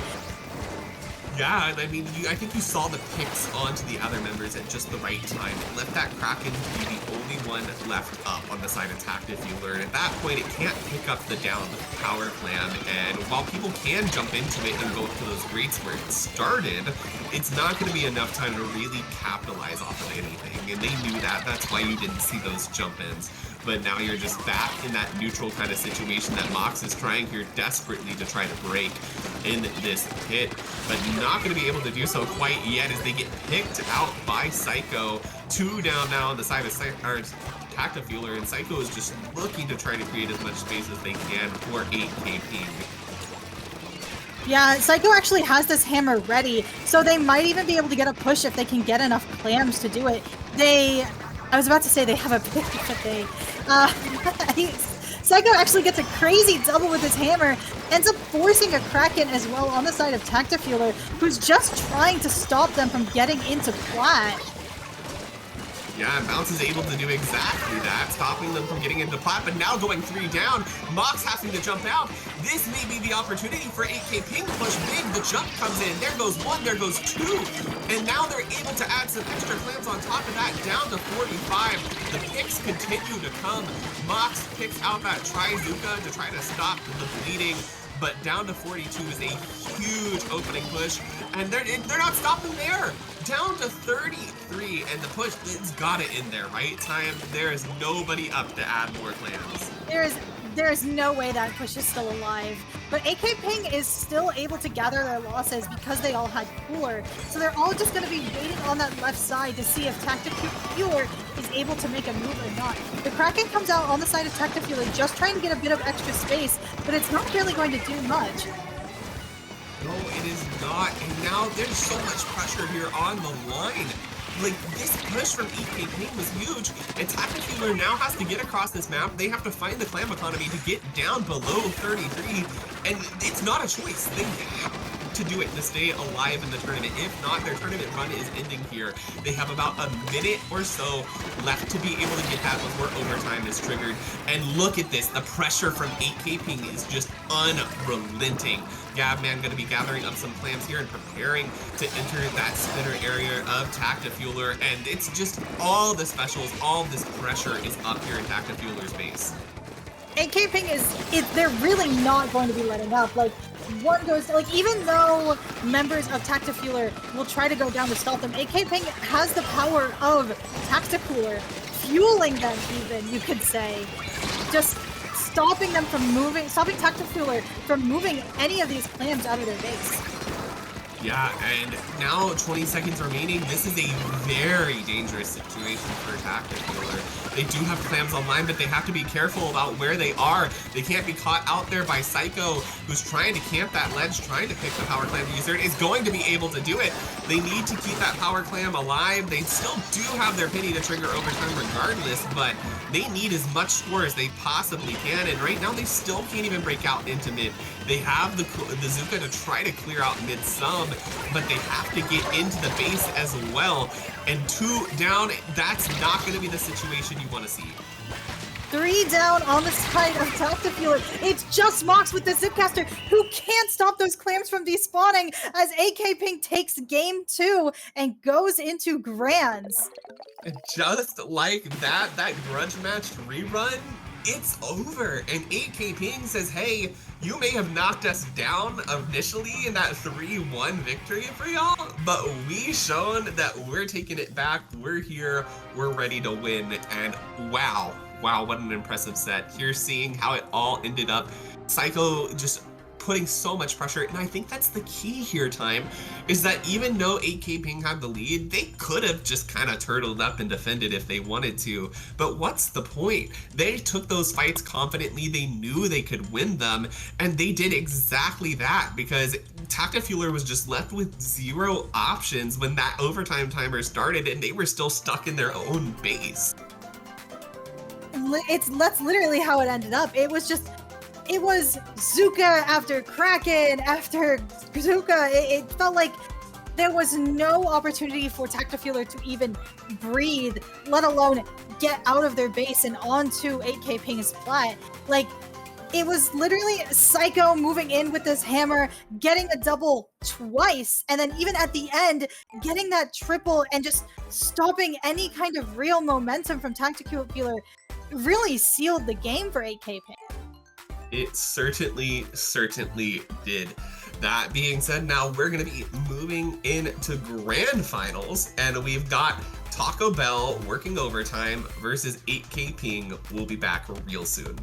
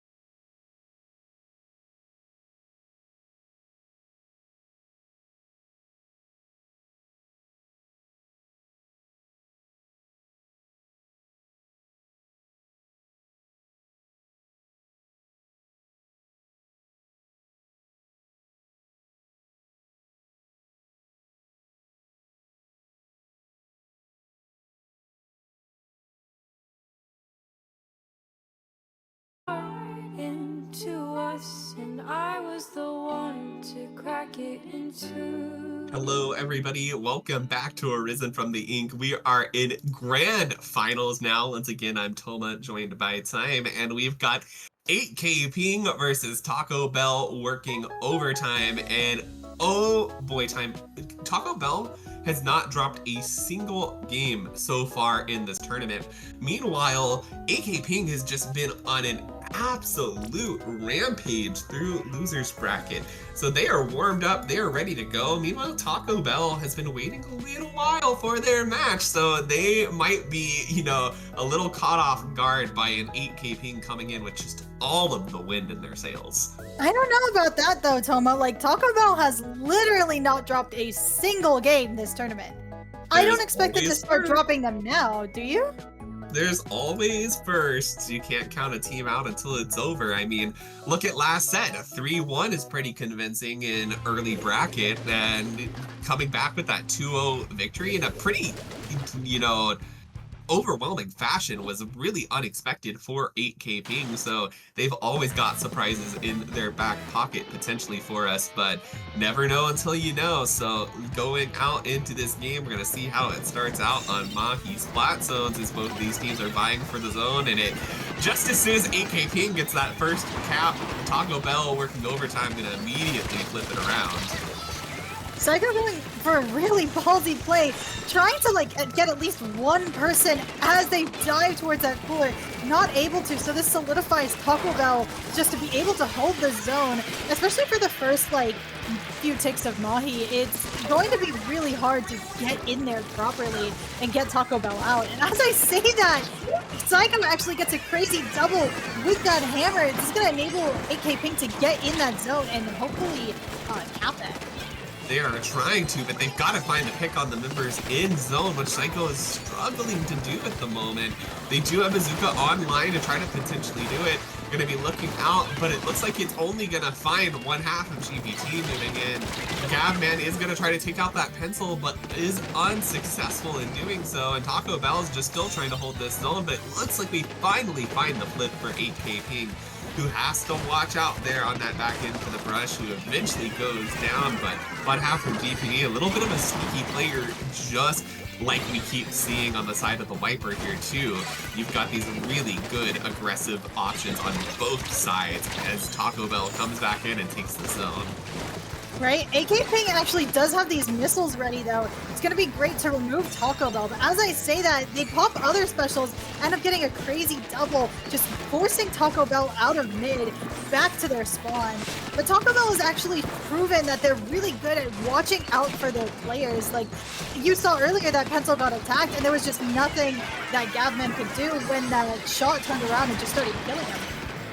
Yeah, they could not do anything there, and Taco Bell's moving back in too with that splashdown, going to be taking down the Ultra Stamp from Psycho there. Gavman trying to fight it out on the zone, but does lose the cap. It is neutralized, so Azuka could potentially turn the tides, especially as they get a pick onto Hassan and on his Z-Loop. Taco Bell somehow finds the cap and all of that, but 8K Ping wastes no time in responding, saying, hey, you threw a little bit of ink on the zone, but we're the ones alive, so we're just going to take it back.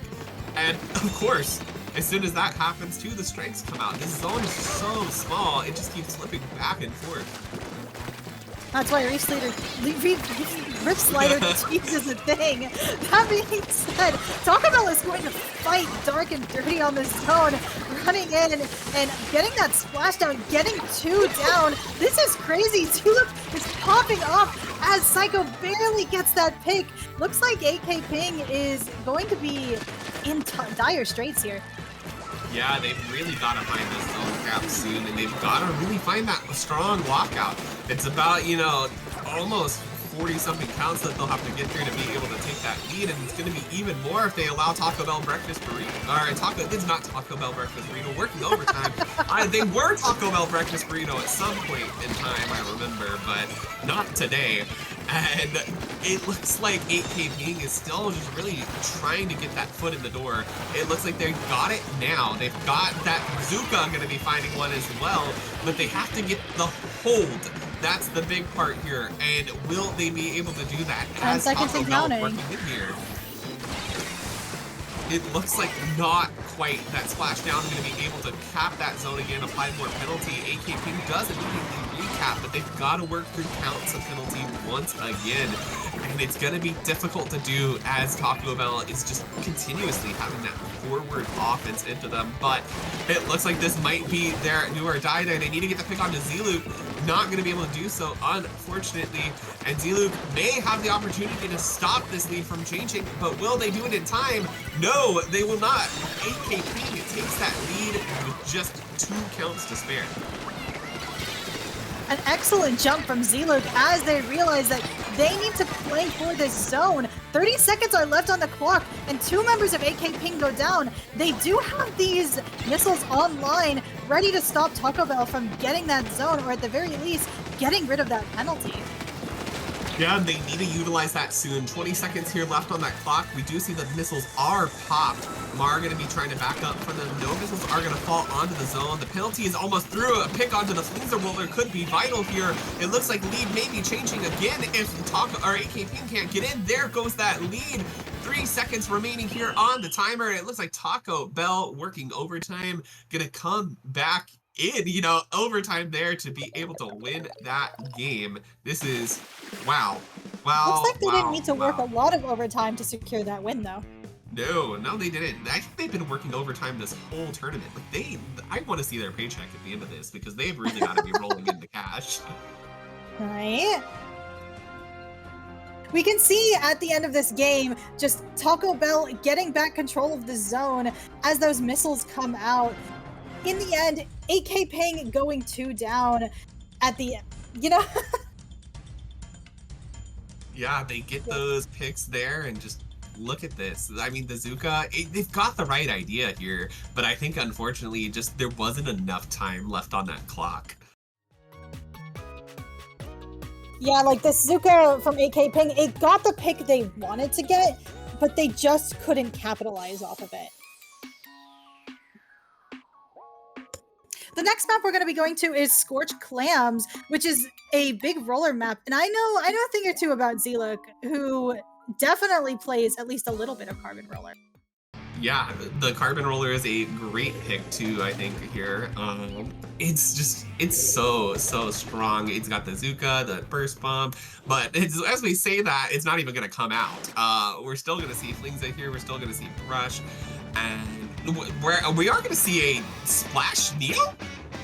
Am I mistaken? That's a I believe weapon that thing. Splash Neo was actually in the last game. We actually see, yeah, oh my last God. game, This is embarrassing. we actually had the Blaster swap to a 52 for this game. The Splash Ball is going to be great to stop any pushes coming up on that ramp, but you do lose that utility of that splashdown. They do lose the utility, and I think that the splashdown worked out well for them, but of course it's not the best special in the game, so they can work out better with some more power behind them too, especially as they get that first cap. Ziluke trying to add the second power clamp is going to be able to do so successfully. 3! That's the full wipe! Holy! There's the squid bagging, and oh my gosh, look at the score go down. Thyme, what a play there! Honestly, just taking all those members of AK Ping by surprise, and shredding them with the 52 gals 2-shot kill. Honestly, I don't see how AK Ping can stop this push. They just need to get more clams in, and in they go. 1 clam left that they're looking for, and in it goes. And that is game 2. Super quick to Taco Bell working overtime. Yeah, oh my gosh, what an insanely dominant game. AK Ping and Taco Bell were so back and forth in that first one, but Taco Bell just really showed us why they were the ones who took winner's bracket in the first place with this one. We can see here that they're pushed, like once they got in, look, just getting those picks, getting that power at the very end, and then going in, just scrappily fighting, just putting up, like just saying, okay, well, you know what, it's do or die. I might as well try to kill one of them. Gets all 3 of them, and that just spirals into them knocking it out. It honestly, so quick that these games, a bad opening can turn into a knockout if you don't play your cards right. Yeah, I think that might even be the like play of the game there, potentially. What an insane moment there caught on stream, just of absolute show of dominance. Like I don't even know what to call it other than that, but huge.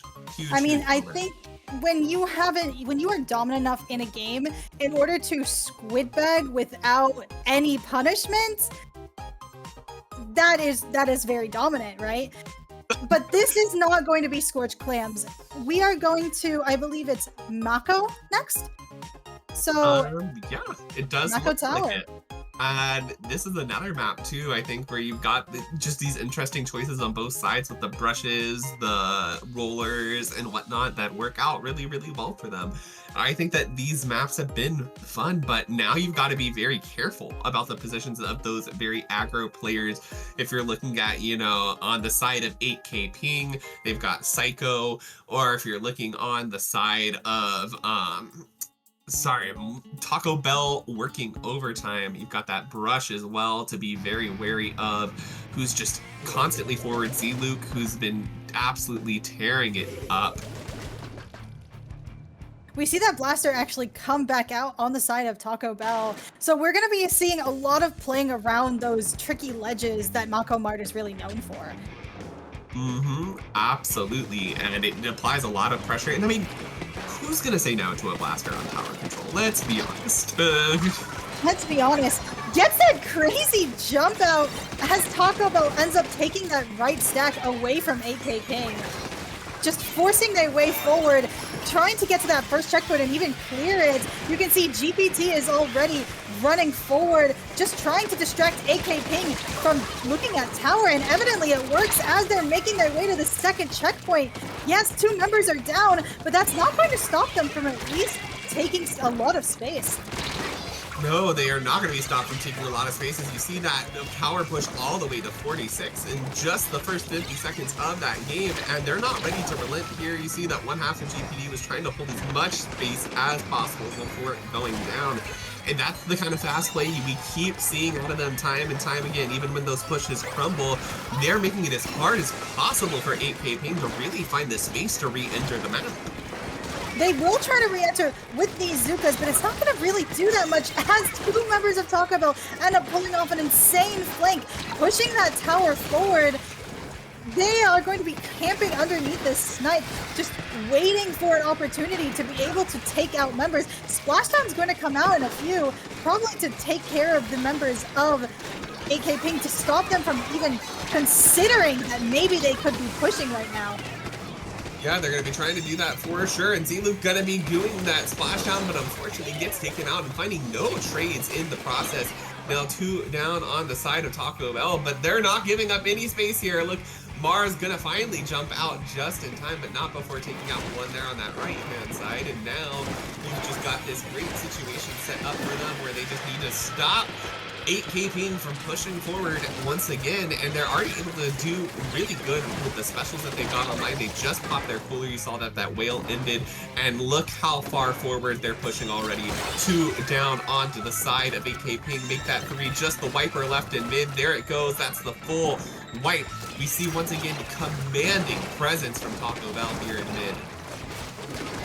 They're going to be pushing all the way to that second checkpoint. Strikes come out, and there's not really a lot 8K King can do to really get out of their spawn. You can see that even though Gavman is trying to fight, Asan just takes them out without a problem. No, not even breaking a sweat.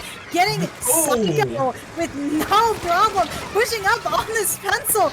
Barely able to not get it. The tower, though, nobody was on it, so they're not going to be able to break that second checkpoint and end up getting pushed back to mid, as that is a delayed wipe on Taco Bell. Gavman on this tower now, gonna try to get some special charge for them, instead jumping off, going to that right-hand stack, trying to play here, keeping it safely as Taco Bell tries to re-enter, but those strikes already coming out, pushing them back, is just devastating. Taco Bell constantly has these specials and these pressure onto 8K Ping, and really they've touched the tower, but not for long. And it's really showing at this point in time in the game that Taco Bell is really, really good at just holding out 8K Pink from entering this map. You can see X-Man is trying to work here on the side, does find a pick onto one half of GPT there. They attempt to get this tower rolling once again. They're able to get it going just a little bit, but like I said, as soon as they get it rolling, they keep getting taken off it. 8K Ping has a few slivers of hope, but every time Taco Bell comes out and says, you had hope for just a split second? Not anymore, especially as they're taking back mid. 3 members of 8K Ping go down, and they get back on that tower in the final minute. Yeah, they do, and now this is their chance to try to, you know, maybe knock this out if they can. All those members dancing around the tower. They have Cooler out. We see one half of GPT moving around. Z-Luke here under these ledges. The splashdown is ready to potentially go. The brush goes down. One goes down on the side of 8K Ping though. And Z-Luke's here just adding as much pressure as possible. That checkpoint is broken, but they need to get somebody riding once again to be able to find more score, which technically they don't really have to do if they don't want to. But it looks like they're holding as much space as they possibly can, and they are going to eventually hop back here on this tower. The best defense is a good offense, and they are just proving over and over again, hey, if we don't give these guys a chance to breathe, they can't do anything to stop us. And down goes members of 8K Ping on that tower as Asan barely doesn't get Psycho, gets picked by Z-Luke, and that is game 3 to Taco Bell working overtime, making them the winners of Arisen from the Ink flawless. Wow. Talk about dominance throughout a tournament run to be able to come here today against some huge teams and not drop a single game throughout the entire double elim bracket. That's just crazy. It was, see, when you see a team win a tournament, you expect them to, you know, oh yeah, we have a lot of close sets, but then with Taco Bell working overtime, you saw them get close sets, yes, but they always came on top every single time. It's like there wasn't even doubt in their mind that they were not going to win this game. Yeah, that was, oh my gosh. I don't even know what to say about it. Like the absolute coordination that they had and the way that they were just able to play so fast, so aggressively forward. You saw great just flanks and constant skirmishes out of Jay and Z-Luke moving forward together with either Carbon and Blaster alongside an Ink Brush. You saw Asan adding to that chip with the Tri-Slosher. Just time and time again gave no space for any of their opponents throughout this entire tournament, really, to be able to breathe, just like you said. But that makes them the champions here today from our first ever Arisen from the Ink. Huge shout out, huge congratulations to Taco Bell working overtime. But before we head off here, Thyme, where can the good people find you? Somewhere, definitely not on Twitter or on any other kind of social media, but you will be seeing me lurking around a lot of tournament discords every now and then. Awesome. And once again, my name is Thoma. You can find me here in just a week, roaming the streets at Low Tide City. Coming up, I'll be there. You can find me on Twitter at Crest of Gautier, here at Twitch at twitch.tv/tthoma_. But congrats to Taco Bell. And before we go, here we go. This is about to say our credits screen, the last screen we haven't seen today. Thank you to all of our wonderful staff. We hope that you've enjoyed the stream. We hope that you've really liked all of these awesome graphics that have been cooking up. But that being said, we will catch you next time.